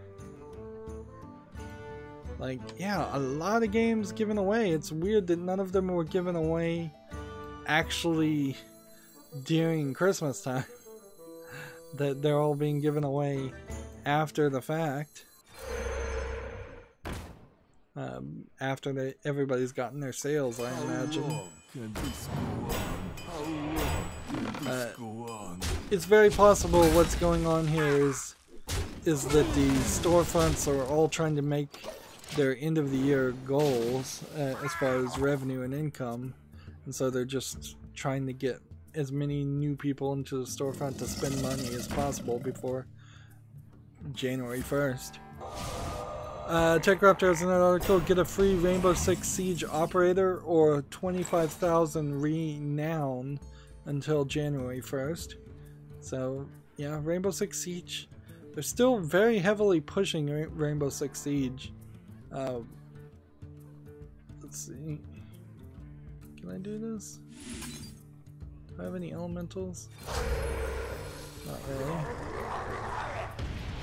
Free me! Free me! Free me!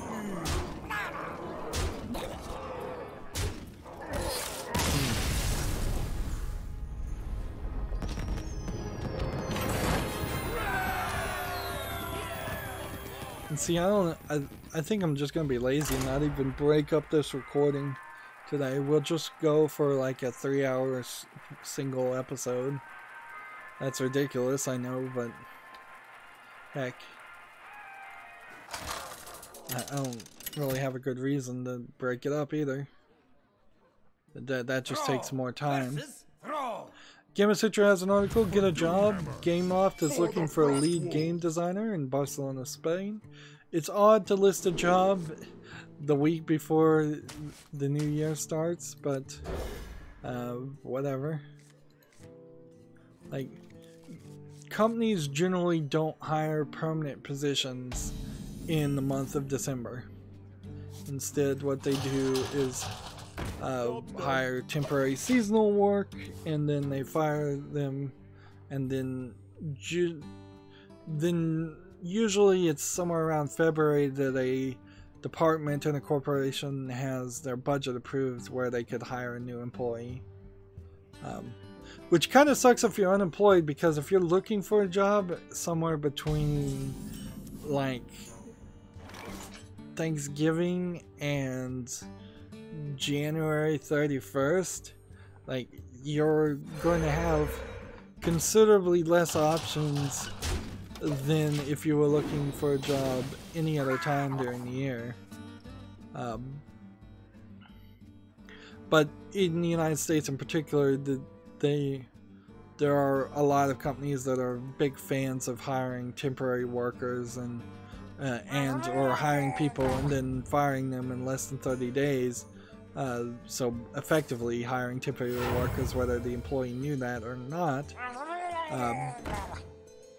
So finding permanent work in the United States that pays a fair living wage is incredibly difficult. And even if you find one that's paying a living wage, it almost certainly is underpaying you for what it should be.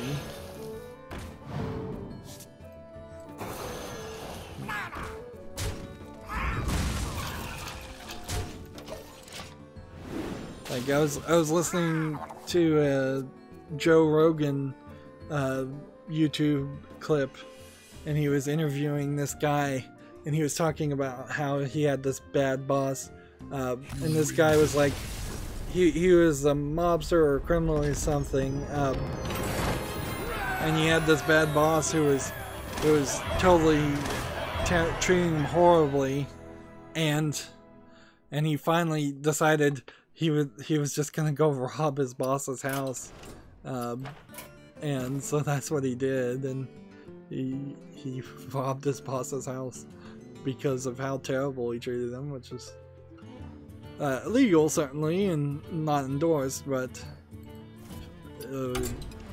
felt like almost righteous payback for how awful this guy was treating him and mistreating him, blatantly breaking the laws, employment laws. Rogue or warrior now.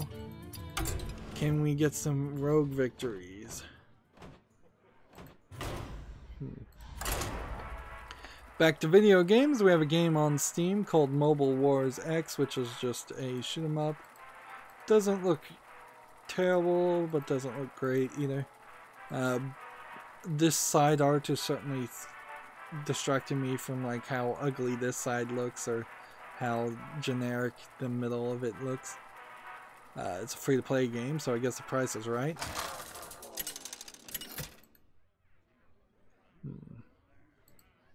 Valera versus Anduin. We have about 20 to 30 more games to cover, so there was a decent amount, but not as many, not quite enough to justify doing 2 or 3 episodes. I could have easily done 3 episodes if I started focusing on doing like hour-long Hearthstone episodes. That would be very possible, but Hearthstone is the only series that's way far in the future. I prefer The light protects me. I prefer to actually make longer Hearthstone episodes so I don't have to do so much paperwork as far as scheduling. Is someone injured? Let's see, and I need to do scheduling too. That's another thing I've dropped the ball on. But at least I'm doing recording of content instead of doing nothing. Here we go. I fight. TechRaptor has an article, SimCity NES prototype digitized and dissected by the Video Game History Foundation. So apparently there was a SimCity prototype that they got their hands on.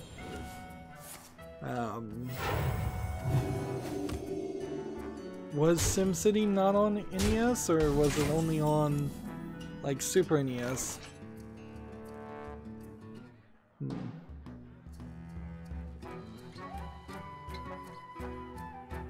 Yeah, that's the SimCity did come out on the Super NES. I think it particularly had the mouse controller support on the Super NES, but it didn't come out on the NES because that would have been a little bit hard to play.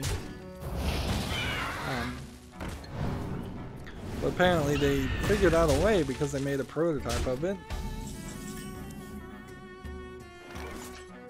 Let's see. The light protects me. This guy's toast. Gamasutra has an article, Gamasutra's Best of 2018, Top 10 Games of the Year. It's weird that Gamasutra would go into the realm of doing a top 10 games when at least half of Gamasutra's content is published by video game developers themselves. So, I mean, this is saying it was written by the staff, so they're not even putting a name behind it. But you really have to kind of wonder what is the staff at Gamasutra. It's kind of 1 or 2 people, and then the rest of it is just this open forum for the elite game developers to publish whatever they want to publish. And also their parent company owns GDC, the Game Developers Conference. But they give Celeste by Matt Makes Games a listing. They give Donut County by Ben Esposito a listing. They give Florence by Mountains. This game Florence I hadn't even heard about, and like I know absolutely nothing about it, but I can immediately assume that it is a darling of the industry because of cronyism, and that is it. Because I'm looking at this thumbnail of it, and it doesn't look like it's drawn other than just like a pencil sketch for its thumbnail, like no animation at all. And the fact that no real gamers have been talking about it says something amazing. Abby Hepburn, I think, talked about it on the Giant Bomb podcast, but even then, everybody else hadn't even played it. They gave Frostpunk by 11-Bit Studios. I think Frostpunk is overhyped, really. I think it's a mediocre game at best. Hitman 2 by IO Interactive. Hitman 2 I think is probably a good game, but I think it gets overhyped a little bit too. Into the Breach by Subset Games. Everybody seems to love Into the Breach as far as reviewers. The game still really looks like boring to me. I just don't like that animation style.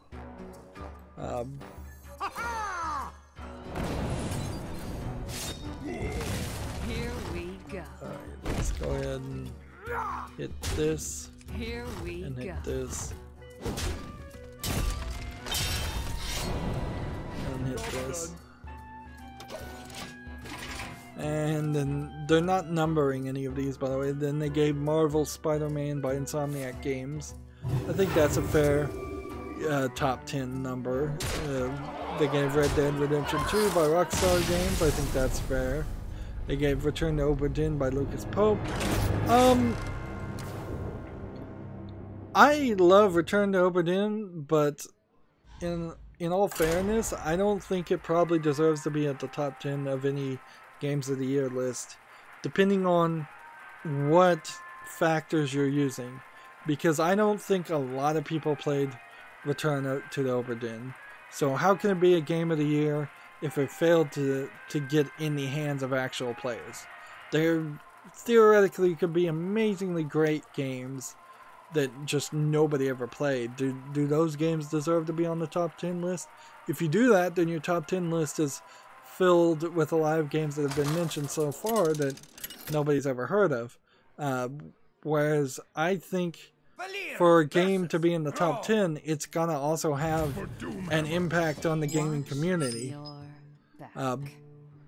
So personally, I wouldn't put Return of the Obra Dinn on a top 10 list without specifying that this is the top 10 quality games, not the top 10 most impactful or top 10 best in general, whatever that means, games.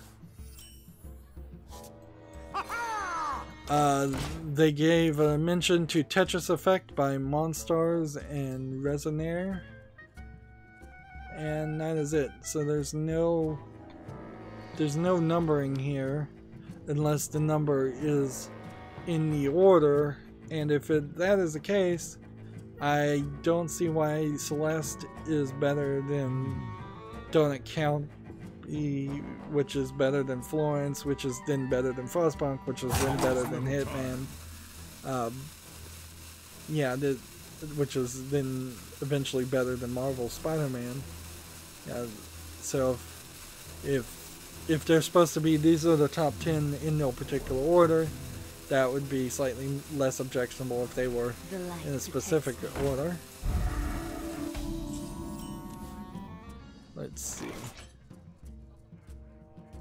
Next we have a game on Steam called Finding Summer, which looks like it's a platformer. This is actually too detailed in the 3D detail. There's things all in front of it for a platformer. And it seems like there's fire elements that are also distracting.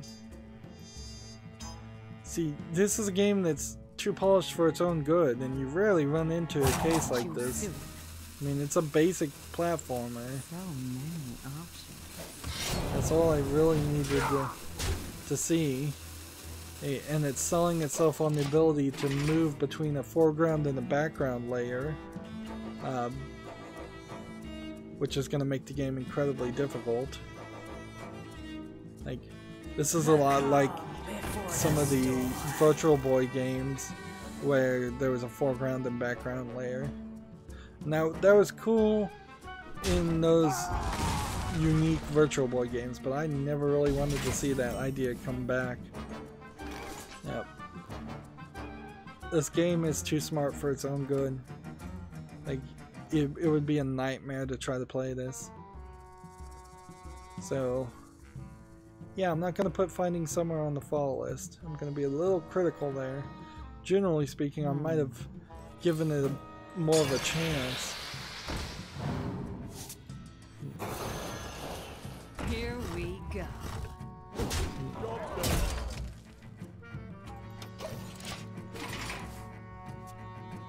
Let's see, next we have a game on Steam called Make a Jigsaw Puzzle, which seems like it literally lets you just make a jigsaw puzzle. Is this in VR?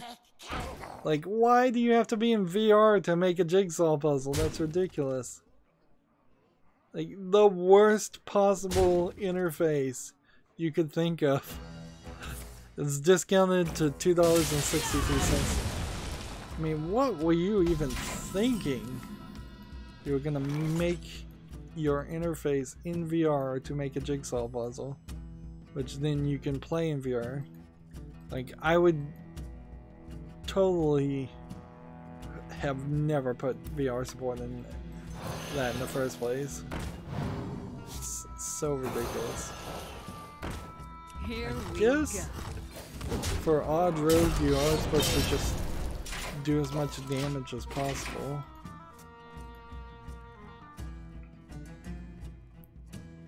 Next we have a game on Steam called Poly Island, which is Polygon Island instead of what I would have first thought Polytheism Island. I don't know why my mind goes there, but like, I know there's like a Love Island in the UK TV show. Maybe they brought it over. Yeah, I'm not even really seeing anything islandy here. I'm just seeing a bunch of polygons. This is just a low effort 3D game. Discounted to $2.99. That's not making it to the list. Alright. I wonder. Can we do this? Or should we do this? I think we should do this.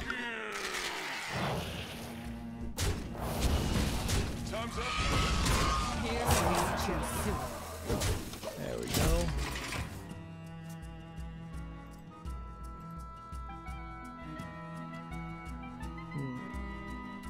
Next we have a game on Steam called A Maze Valentine. This is from the A Maze series, flooding Steam with generic mazes and just selling the same style of game over and over again. Still surprises me every time that one of these comes out and Valve has not caught on. Clearly there's no employee that is paying attention, because unless there are 100 people looking at games that are submitted, and even if there were 100 people, they would have to not talk to each other and have no documentation and not have any kind of procedure in which they look at what developers make otherwise. Like, there's no reason why these games should be allowed on Steam, because you're just making and selling the exact same thing over and over again, which is against their own rules, unless they've decided that the way they're defining those rules is different. Here we go.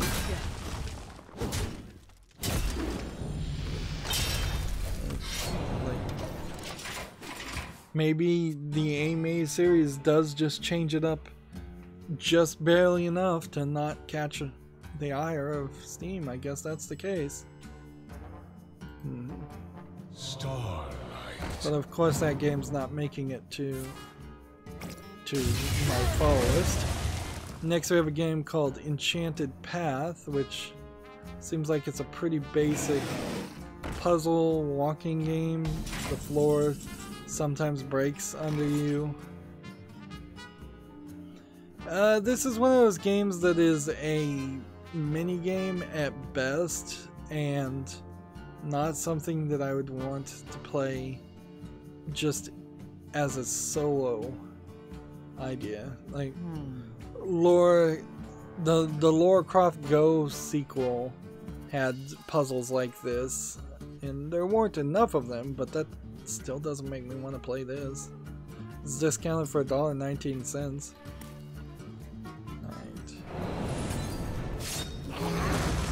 I fight. Here we go. Job's done. There we go.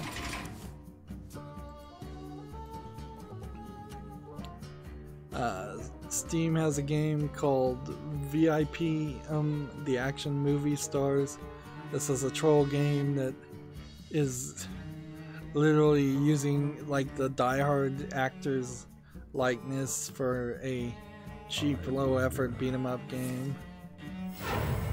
I'm surprised that more people haven't tried to do troll games like this. Probably because they don't have the ability to depict the characters to look even really close to this. Early access, $2.99. Almost certainly this game is going to get removed from Steam. Labeling itself Episode 0 Beta is ridiculous, and you're just not going to survive parody law that way. So many. I'm fairly certain, like the Madame Tussauds Here we go. Wax Museum has to buy the license to every character that they make, so I doubt that would probably be about the closest instance of it where you could get close.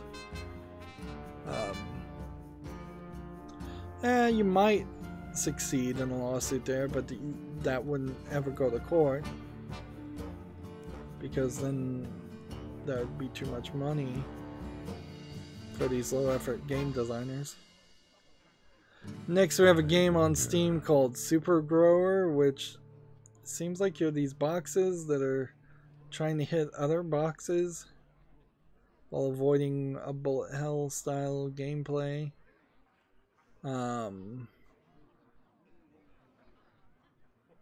Like the concept itself maybe could have been implemented well, but for a bullet hell game the camera zoomed in way too much. This looks like this would be a nightmare to play. It looks like you're playing with a mouse and moving back and forth with great caution. It's discounted to $1.19. Yeah, that's not one. Alright. I will silence this scream.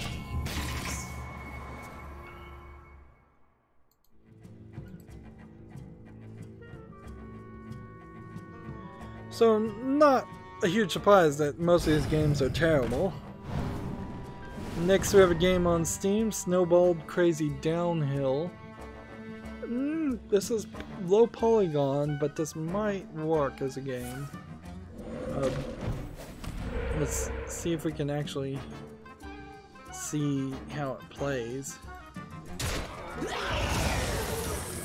That video did not inspire enough confidence, and these screenshots don't show enough variety. Well played.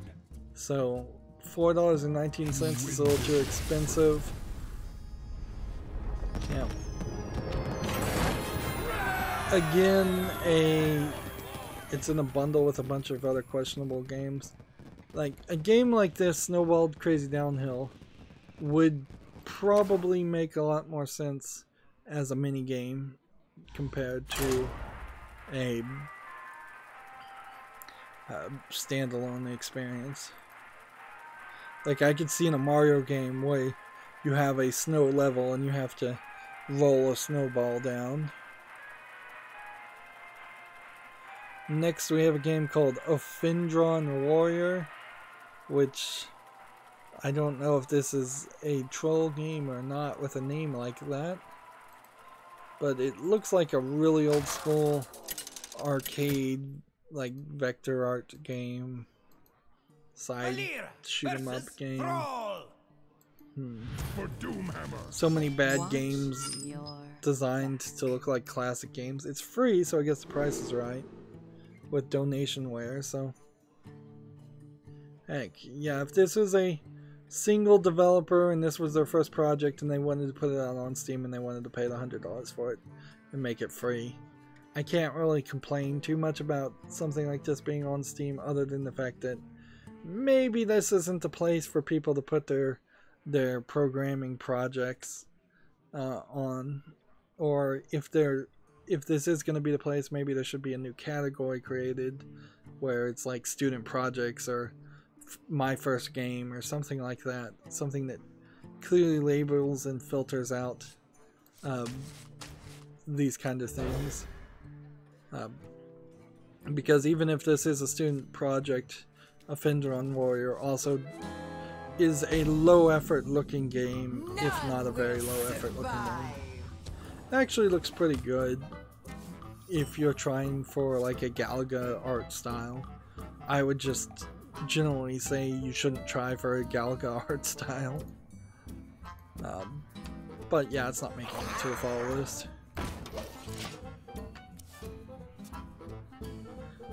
Next we have a game on Steam called Steel Alchemist, which looks like a Windows 95 game. And kind of the same thing I just said. Like, if this was a first year programmer's project and they wanted to put it out for free, which apparently this is exactly the same person doing this for both of those games. These don't look terrible as a student project, they just don't stand up to the level of quality that should be there for a project on a storefront. Let's see. And next we have a game on Steam called Space Worms, which looks a lot like the two previous games. Now this one is from a different developer and publisher, at least, and it has more of a simulation element to it, it seems, where you buy and sell missiles to I don't like those space style games, the 4X style games. Early access, $5.99. Yeah, that is a joke. So yeah, Space Worms not making it to the list. I fight.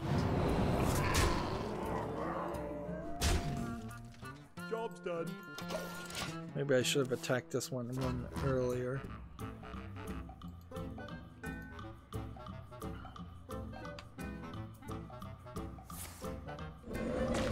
Next we have a game on Steam that, as best I can tell, is OO.Inc., which looks like it's a puzzle game in early access. But frankly, this also is probably a cheap Chinese game. 99 cents discounted. It's Japanese, English, Chinese, simplified and traditional.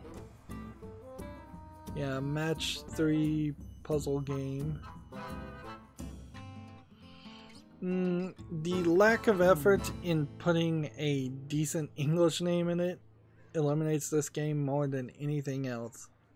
Like, if I saw this puzzle game and if it was called O puzzle game, match 3 puzzle game, or had a good name on it that I can't think of, I'd give it more of a chance and put it on the follow list. But just calling it OO Inc. is lazy.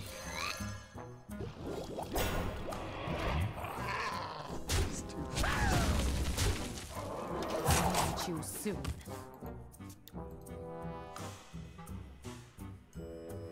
Let's see.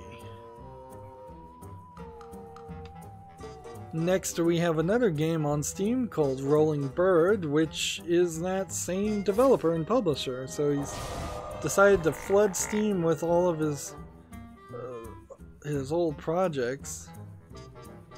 Like, one kind of hopes that these actually weren't developed in this year, because if this is the level of education you're getting in 2018 to make video games, if this is what you end up with as a final project, you've really got no place in the industry. These are the kind of games that would have been made decades ago.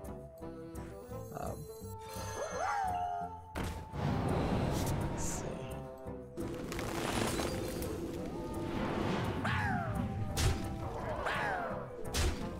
Let's just keep on taking damage. Yeah, Rolling Bird. Another free game with a donationware for 99 cents. Maybe this is a new scam that people are going to try and do, is we'll make the game free and then have 99 cents donationware and see if we can make some money that way. And next game we have on Steam is called Frantic Dimensions, and it's the same developer. Looks like it might be a Chinese developer, so I wouldn't be surprised if this is a Chinese individual developer or a company that has been making clones of well-known old arcade games and is now trying to sell it on Steam because they can't sell it in the US, in China anymore because of licenses. This is a Robotron 2048 clone. And all of those games are probably clones of something or something close to a clone. Again, free. Let's see.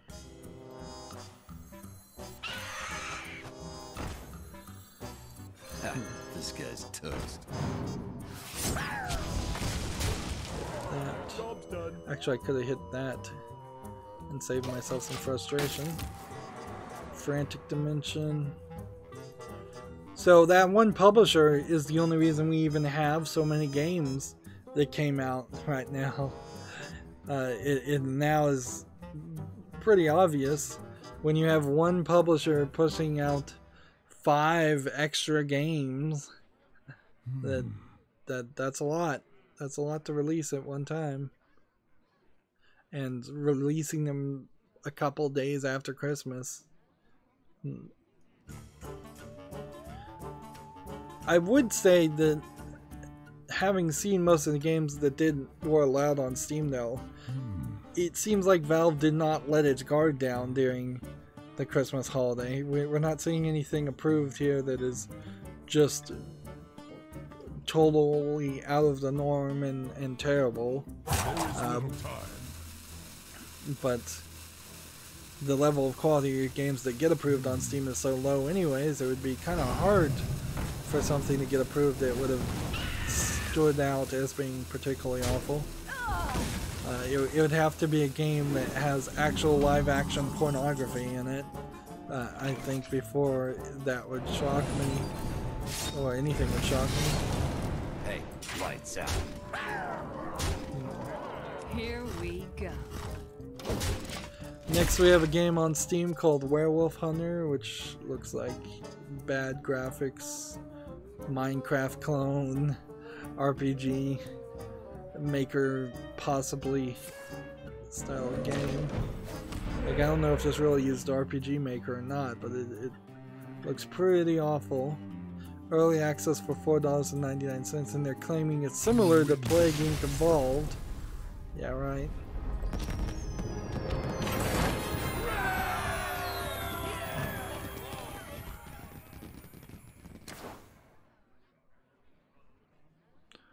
One more victory.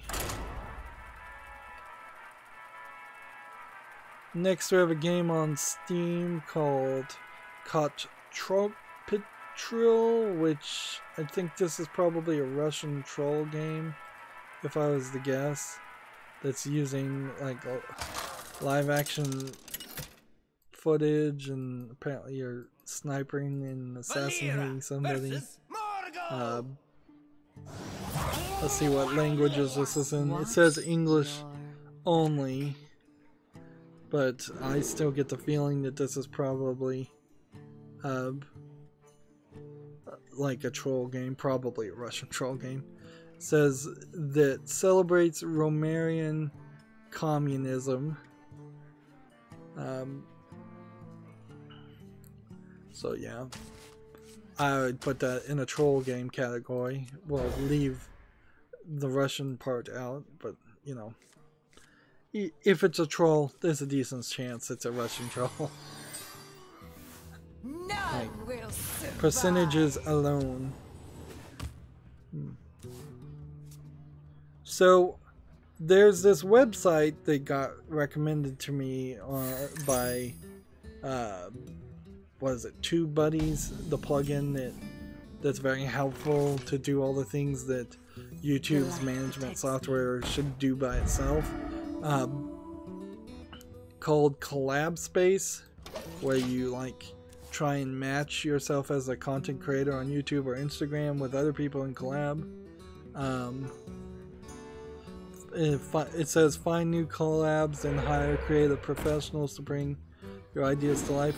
I just wanted to mention it. Like, I'm not gonna use it right now, but at some point in the future it might.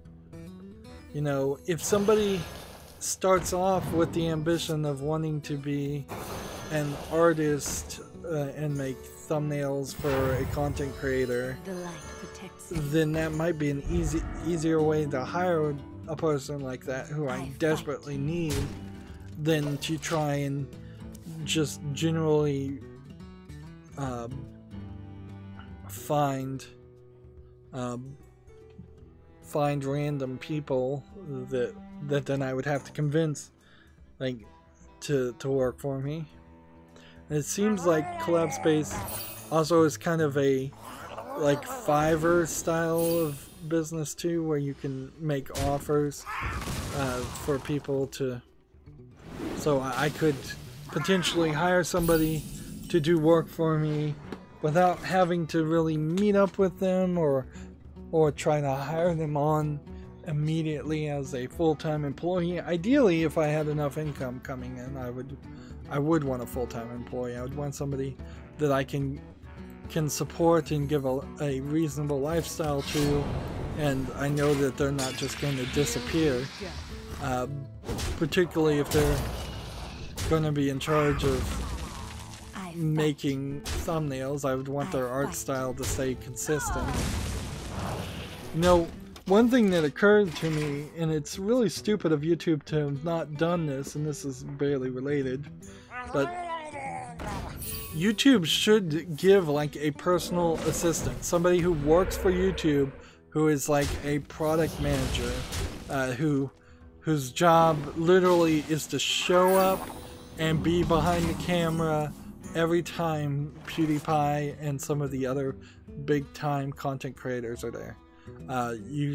Because if you had somebody there and they were they're saying, don't say that, edit that part out, let me do some research on this video to make sure that no controversy happens. If they could be the slight muzzle that YouTube really wants on the top biggest creators for a somewhat reasonable reason, that would be probably a smart thing for them to do and worth the money, for YouTube to just have somebody in the room at all times who acts as the adult.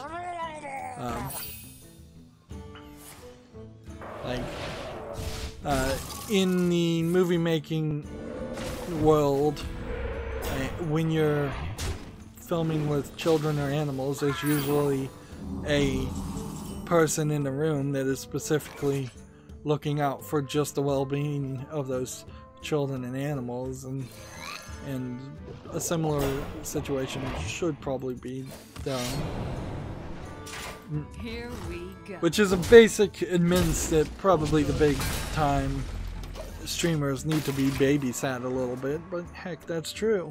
Like, even in the old days, artists would often have patrons that were managing their accounts and paying them stipends and making sure that they weren't getting in trouble, bailing them out of jail. Like actors, if movie actors, TV actors, their agents are probably bailing them out of jail and covering up their bad behavior every now and then. Moving on with video game talk though, Game of Switcher has an article. Steel Division developer Eugene System fires 6 employees involved in a pay dispute. Which, that doesn't sound right. We're gonna fire you because you think we didn't pay you enough. That sounds shady as can be. This guy's toast. Here we go.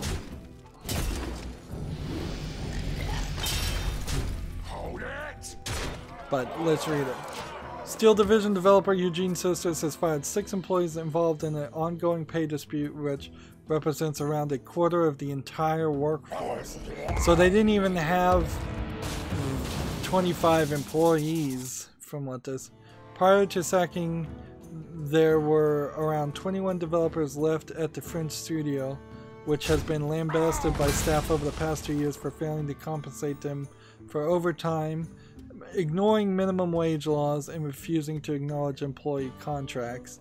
Oh yeah, I remember this story, and this is a big part of why there was rioting in France in the first place, is that there's definitely some wealth inequality that has gotten ridiculously out of hand in France, and probably a lot of places in Europe. It is ridiculously out of control in the United States, but unfortunately the United States is not pro-union enough to even get far enough to Lights out. for anybody to be able to fight back on it. The situation boiled over February this year when a group of Eugene developers walked out on strike, although they were ultimately forced to return to work 2 months later after management refused to negotiate. Since then, the Video Game Workers Union of France, the STJV, has promised to help Eugene employees fight for their rights with all the legal means at its disposal, and is in the process of bringing a case against Eugene, I guess maybe is how it's pronounced, to a labor tribunal. For its part, Eugene claims that the firings were unrelated to the ongoing pay dispute, but the STJV has branded the move as an act of retaliation. We believe that this was an act of retaliation, a preemptive move by management ahead of a case over low pay being brought against Eugene Systems by 15 employees as well as the STJV. The case is due to go before the Labor Tribunal in March 2019, wrote the STJV.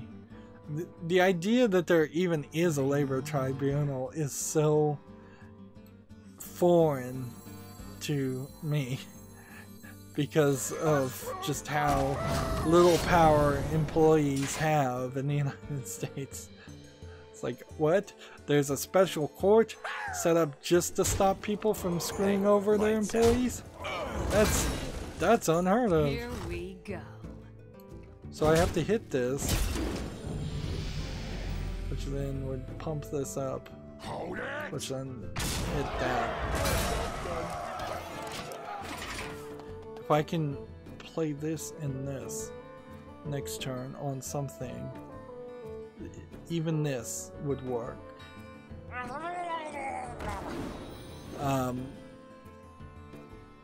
The article goes on, the 6 workers were fired under the pretext of having negatively affected the mood, quote, dégradé l'ambiance, end quote, of the studio, or literally translated, I guess that would be degraded the ambiance of the studio, and used insulting language in a conversation that took place in a private chat channel. All 6 were participants in this year's strike. Alright. Let's do this. Feel the power of will.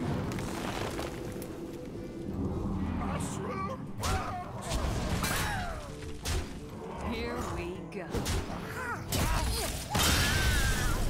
Let's see. Those interested can read the STJV's full account of the situation right here. Gamma Sutra links to the rest of the article.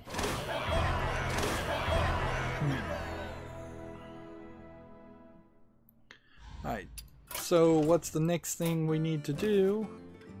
Priest cards.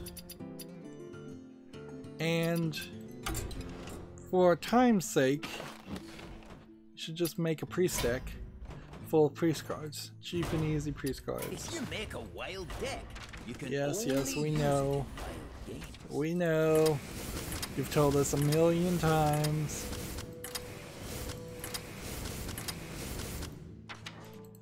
We know you don't want us to play wild.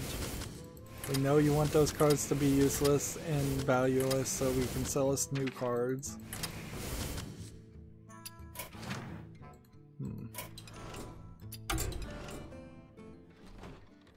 Let's see. Custom priest. Might as well play ranked. Go. We're approaching the end. We still got a few things. We have a game on Steam called Trash Defense, which is just a ugly looking tower defense game. Trash is probably the right name, discounted to 59 cents. No real reason to go any further considering that game. Let's see. Next we have a game on Steam called Scribble Plus, which I will fight with honor. says it's a quick draw multiplayer party game designed from the ground up. So is this pictograms? You're supposed to draw something and then the other people are supposed to guess what it is?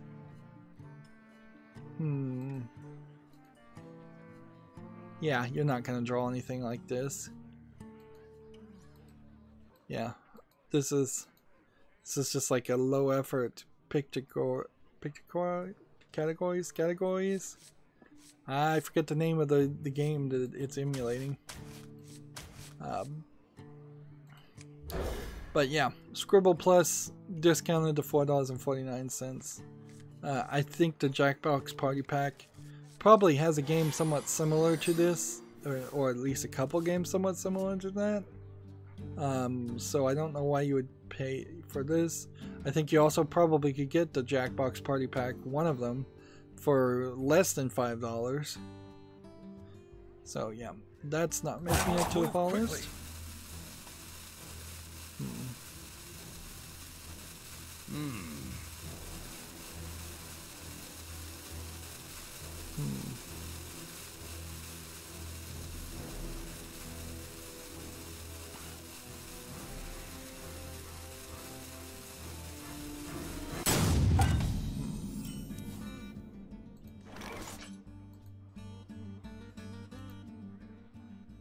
Looking at this video that somebody put out, but I can't even tell what this is. It's like, it's called an FMV Christmas 2018 season greeting. I just skipped through it. I saw a bunch of people who might have been actors in some of the full motion video games out there, but that's kind of it.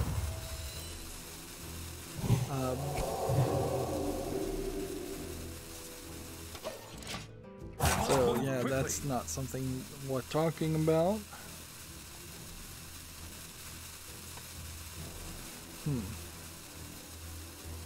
Seems like neither one of us are playing, so let's do this quickly then.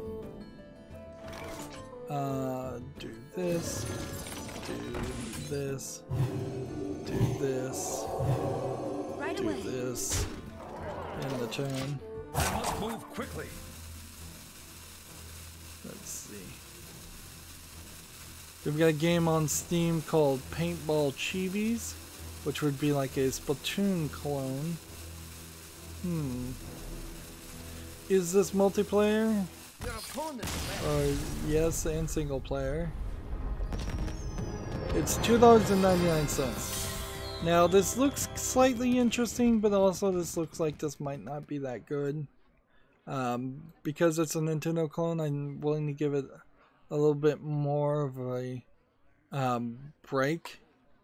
I still probably would prefer to play something like Senran Kagura Peach Beach Splash, but if YouTube wouldn't let me stream that, which it very possibly wouldn't, this might be a secondary option if there needs to be a secondary option, which I'm not sure there does.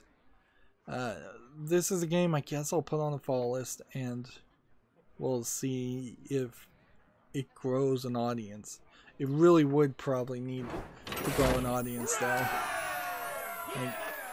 because I bet there's very little single player of experience in it, and without some multiplayer, that even though I wouldn't really play the multiplayer, it has no relevancy there. Let's see. Next we have a game on Steam called Doka 2 Guts Out Ninja, which is a troll game, obviously. Like, look at this thumbnail and look at the garbage that they're showing you on the screenshots.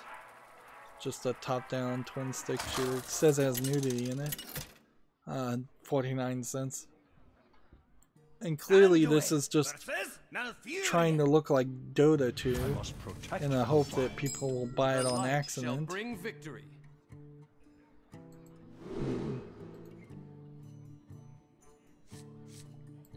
Let's just get all the 0 mana spells first. TechRaptor has an article, Beyond Good and Evil 2 Q&A reveals online connection required for the game. I really don't have a lot of interest even in thinking about Beyond Good and Evil 2 until it actually is a finished product, because I still don't really believe that it's going to come out and be delivered. Let's see. Let's do that. Someone injured? Do that. I can't do And can't attack in the turn. At some point, I do need to cover and play Beyond Good and Evil 1. I'm fairly certain I have it on Steam. I'm fairly certain it is on Steam to be had. But also, from what I'm seeing about Beyond Good and Evil 2 being barely related to the previous game and being a sequel, I don't think there's really even going to be a connection or a reason to play Beyond Good and Evil 2 because you like Beyond Good and Evil 1. I think it's going to be completely disconnected. Okay.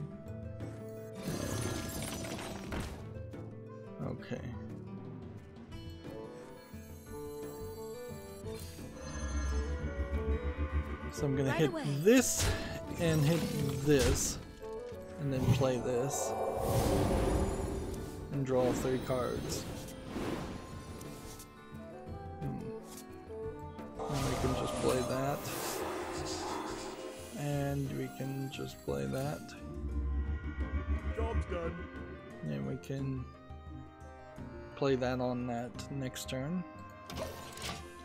Moving on, TechRaptor has an article. Eric Schaefer on Starblow, Blizzard's unreleased sci-fi RPG. Starblow. Was that the name of it?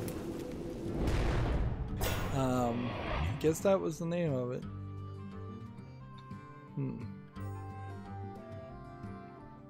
So I guess it was supposed to be half Diablo and half StarCraft. I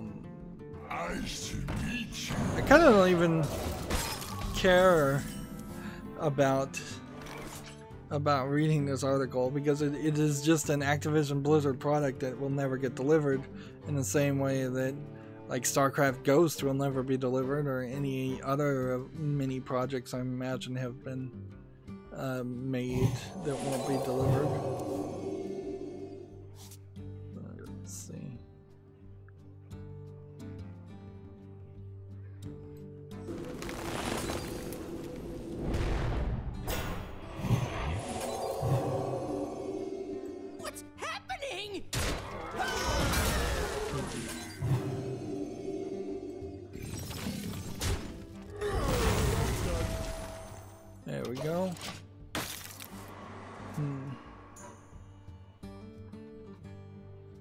Yeah. So yeah, you can go check out this TechRaptor article if you're interested, but in reality, I think most people would rightly be smart to stop caring about Activision Blizzard content completely, forever. Give up the ghost on World of Warcraft, give up the ghost on Diablo. The real developers of Diablo went on to make Torchlight and Torchlight 2, and I think they probably moved on to make something else even since then. As far as Warcraft, there's not going to be another Warcraft game, probably ever.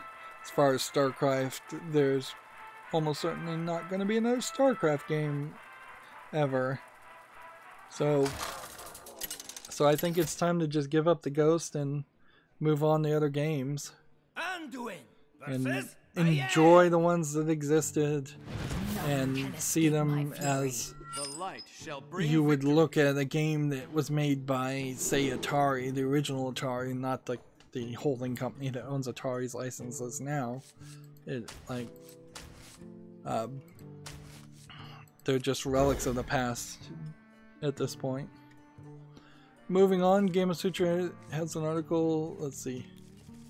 The Gamasutra's Best of 2008, the top 10 game developers of this year.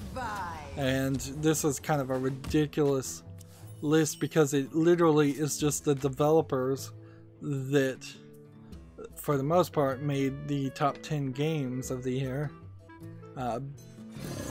So the only change I've seen is they're including Microsoft. For probably the only reason they're including is the accessibility controller. They added Motion Twin for some reason. They added Nintendo's EPD department, which made Labo, which I think is ridiculous. They added Sony Santa Monica, which I think is probably pretty ridiculous too.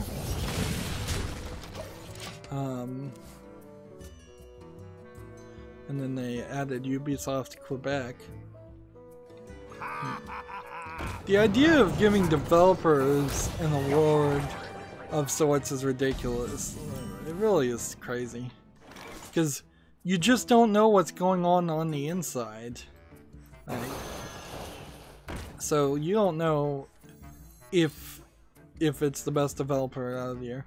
The way I would do something like this, if it was absolutely important to make a list like this, which I don't know why it would be, I would say we're going to anonymously poll all of the employees at all of these companies and ask the employees how they rate their own game via survey, their own developer, their own company.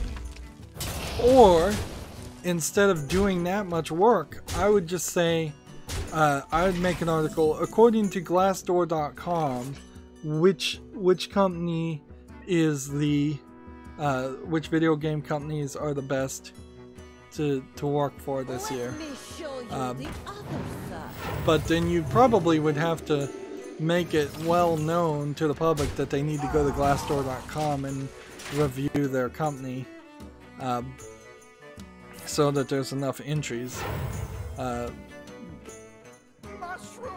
But from the outside, being only fed propaganda through the PR department, I don't see how you could give developers any kinds of rewards. You just don't have enough information for that to feel like a legitimate thing to be done.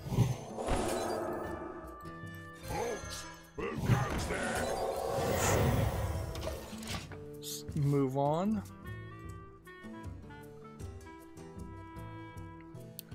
We have a game on Steam called Superhero Fight Club Reloaded. This is another one of those 4 players fighting each other, often in a really small area like this. Yeah, I'm not seeing anything here, and if you're doing the V for Vendetta as one of your characters, you're probably not making a great quality product. $9.99, no discount. Yep, that in no way inspires any interest. I don't know why I could have just healed myself there, but whatever. We only have about 5 more games. Next we have a game on Steam called Forgotten Gifts, Want a deal? which is a top-down twin-stick shooter, and it doesn't look like it has very much in the way of animation and tile set. Seems like this has just been themed to look Christmassy, so maybe you're fighting the Christmas trees, or maybe the Christmas trees are just there. Yep, nothing here looks interesting. Discounted for $2.39, but you could buy a bundle for $12.55 from this developer because clearly they've made way too many games. 82 games in there for $12.55. I heavily suspect none of them are worth actually owning or playing.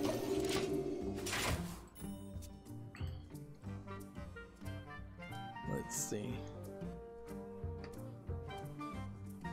We're about to die over there. Next we have a game on Steam called Oh Trap, which is a couch co-op game for 2 to 4 players, so I'm never going to play it.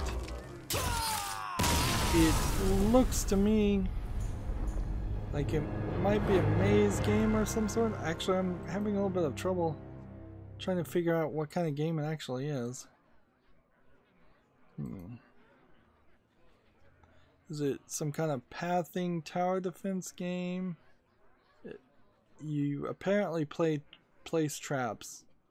So yeah. It is a tower defense game of sorts. But it's multiplayer only, so no single player. It's free to play, so I guess the price is right, but yeah. Not quality. And with that, we have done all the daily quests on the European account, so at least I can show off the Asian account and play maybe one game before we wrap up this stream.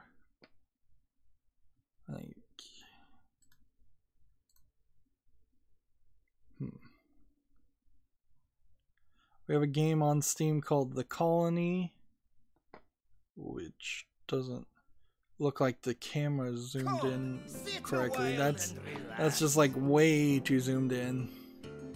It looks like it's a flying around platformer shooter game where you would get hit quite a bit from things just coming off the screen because of how zoomed in it is.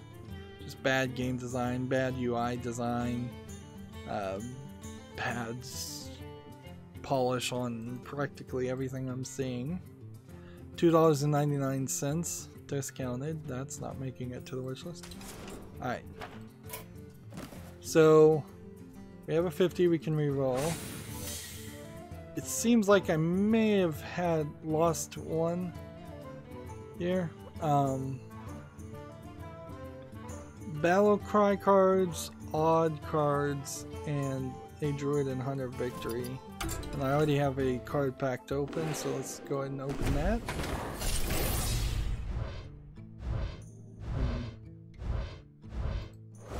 I'm not sure how many common cards I have left to collect in the Asian account, but I know we're not too far.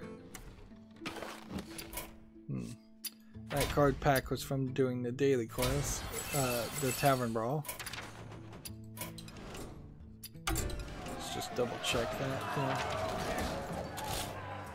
Or maybe it was from a daily quest doing solo adventures. Odd Druid, Odd Hunter is what we're looking for. So what do we got?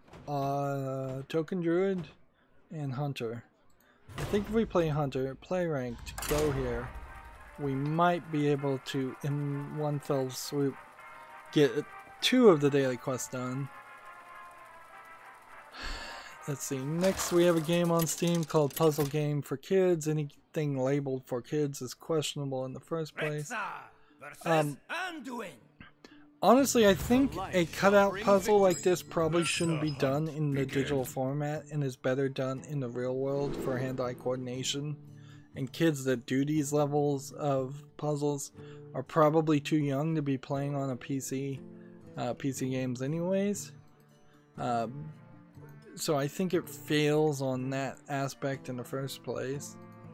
Otherwise, this looks like it's fine. It doesn't look like it's doing any shenanigans or trickery, at least from what I can tell. It's discounted to $1.33, which is not an incredibly high price. But, you know, like I said, hand-eye coordination is what you're trying to teach with that kind of item, so you don't want to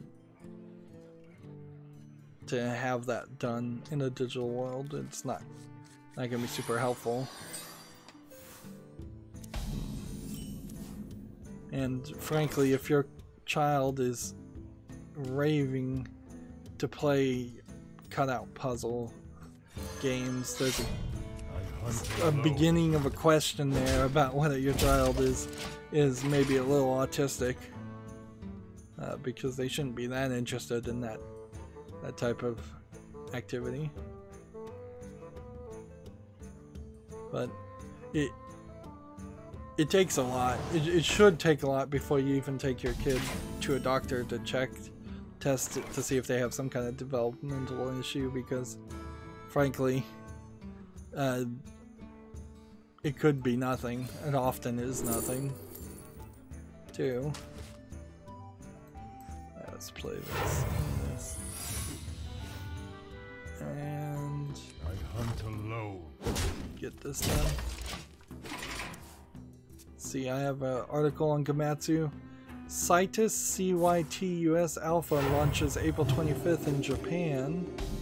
I have no idea what this is, though.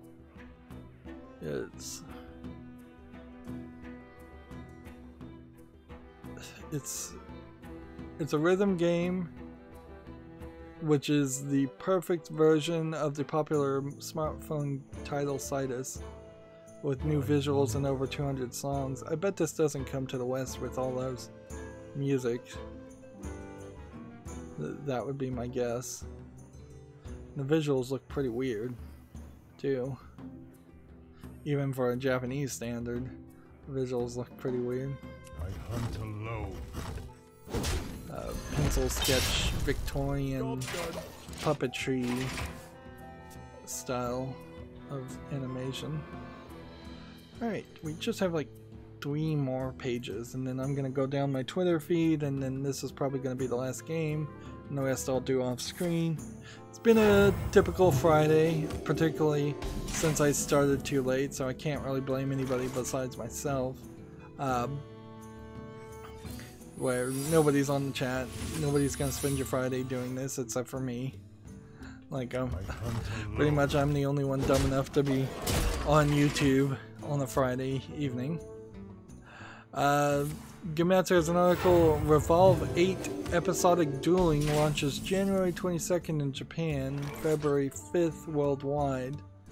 And I don't know what Revolve 8 Episodic Dueling is. The thumbnail is what looks like Snow White surrounded by the 7 dwarves, done in an anime style with a girl who has cat ears as being Snow White.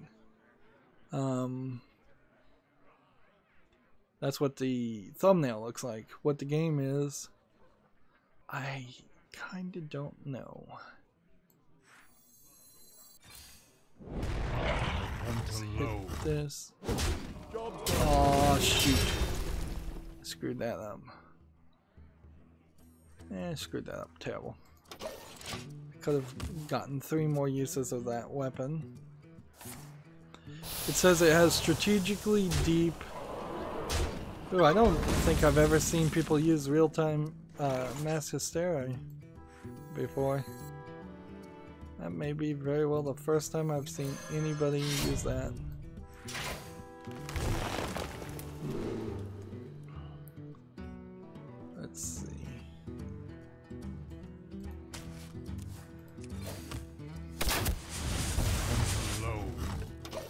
Says it has gripping character design, strategically deep real-time duels, guide your strategy with 3 tech types, lead your team to victory with 2 skill types, learn the basics with quests. So it might be like a card game, and like, let's look at this gallery. It seems like it's maybe a Clash of Clans style of game.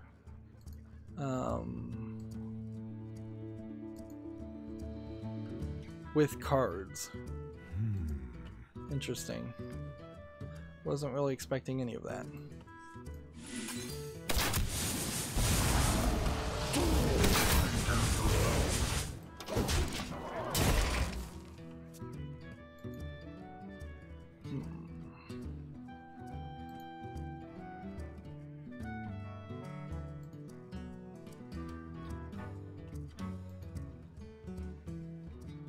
Yeah, and I'm seeing a lot more characters now than just the Snow White and the Seven Dwarfs characters. It looks like they might have all kinds of characters based on fairy tales or other things.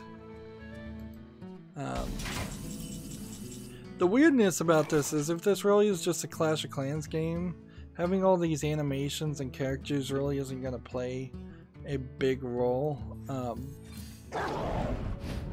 Because that's just not something that's going to matter.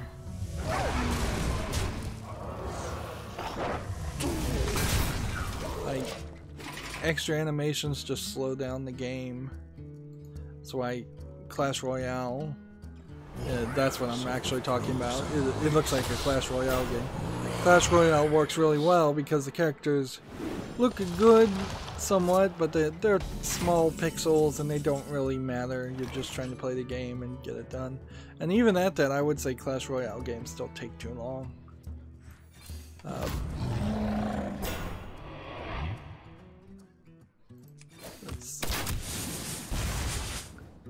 Do I have enough to kill these guys? I guess I do.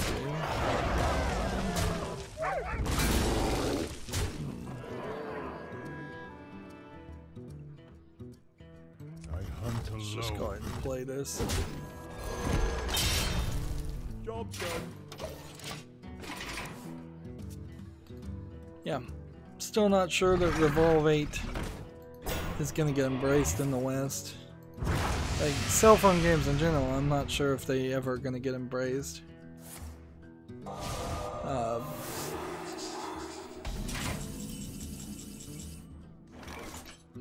But it certainly does have a slightly different style than what you usually get.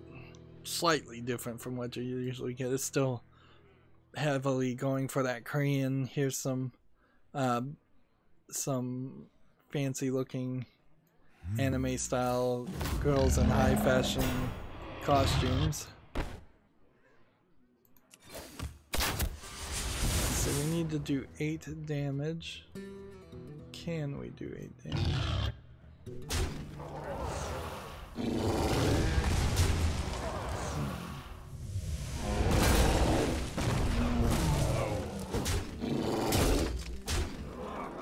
Job's done.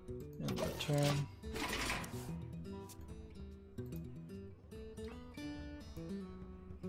Gematsu has a different article. Guilty Gear XX Accent Core Plus R for Switch has been delayed to 2019.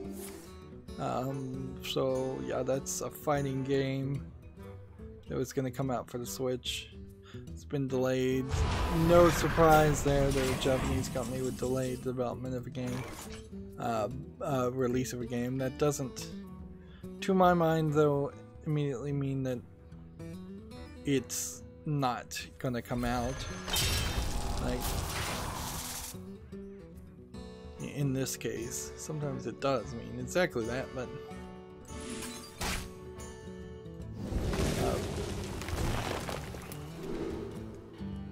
let's see.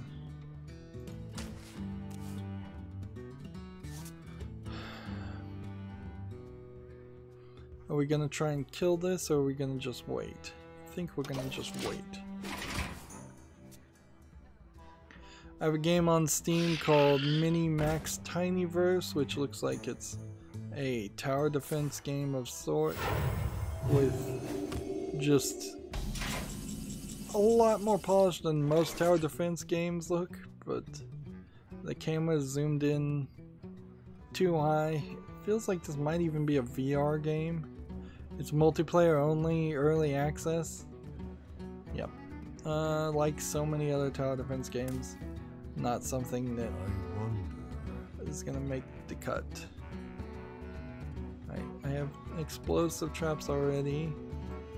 I can play a snipe. I can do this. I can do this. I can do this. I can do this.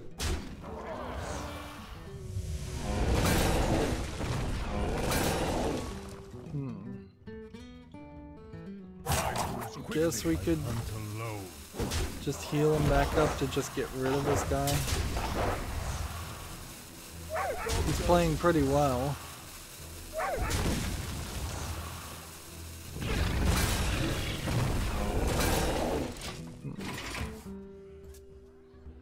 Okay, and that puts me at the Humble Bundle store, and we're at 3 hours now for one recording, which is too much probably. The Humble Bundle store, they have a Dungeons and Dragons book bundle that I have no interest in, but I imagine some people would be in. I doubt that there's any other Humble Bundles that are going to come out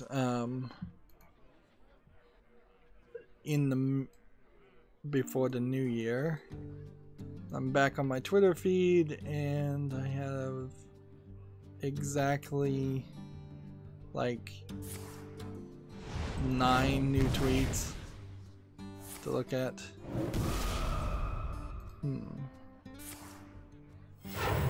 Some of which are new games that came out on Steam.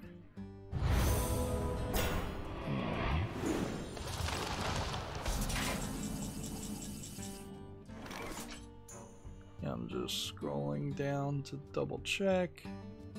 Yep, and I think that is that. Explosive and Venom +3, and it dies at the end. Wandering Monsters, Snipe, Venomous. Well played. Vaporization commencing. Do that.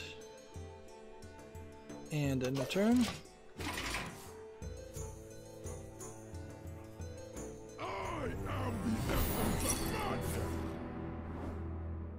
so like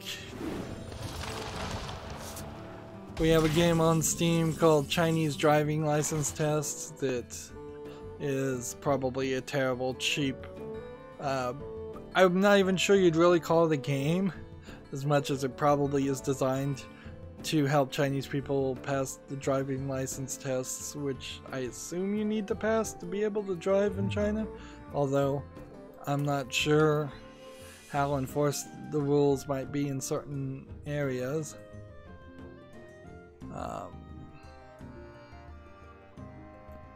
Let's do this. The eternal hunt has begun.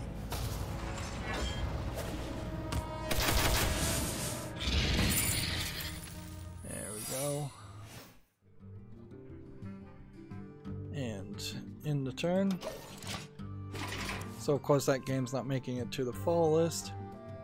Next we have a game called Hentai Hot Puzzles.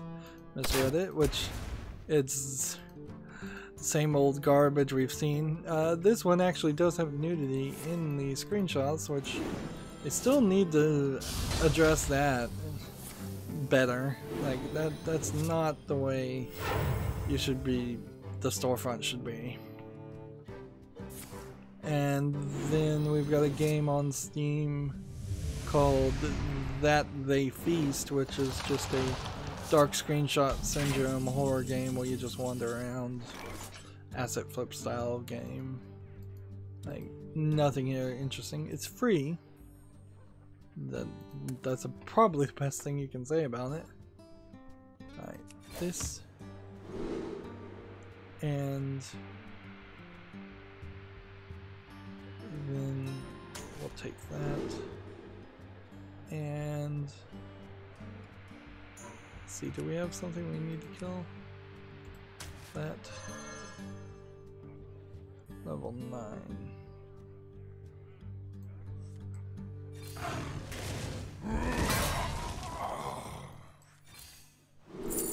Let's see, which ones do I already have? Wandering Monster, Explosive Trap, and Snake. So I could go Misdirection, Snake Trap. Let's go Misdirection. And attack here. So that the feast is not going to make it to the wish list, so I'm gonna look at the, I guess you now have to look at the Twitch Prime loot page now to see the Twitch Prime loot. You can no longer just get it as a notification to collect that stuff. And you can share your games if you don't want them via the Twitch Prime, which is kind of ridiculous too. So I failed to get this done. I've already claimed everything. Claimed all the offers, by the way. So yeah, I've failed to get anything done on the European account, but that's perfectly fine. I can do this off screen kind of quickly. The one thing that would be a little difficult is just getting a victory. We've gone for 3 hours, and that is going to be that. As always, I ask you to like, share, subscribe, comment, and watch every second of my videos. When you subscribe, click the notification bell. If you want a friend or follow me on a myriad of social media sites, there's a bunch of links down below. And if you want to support me even further, you can either support me via Patreon, or you can friend me on Steam and gift me a game off my wishlist. Thank you for watching. Have a good evening.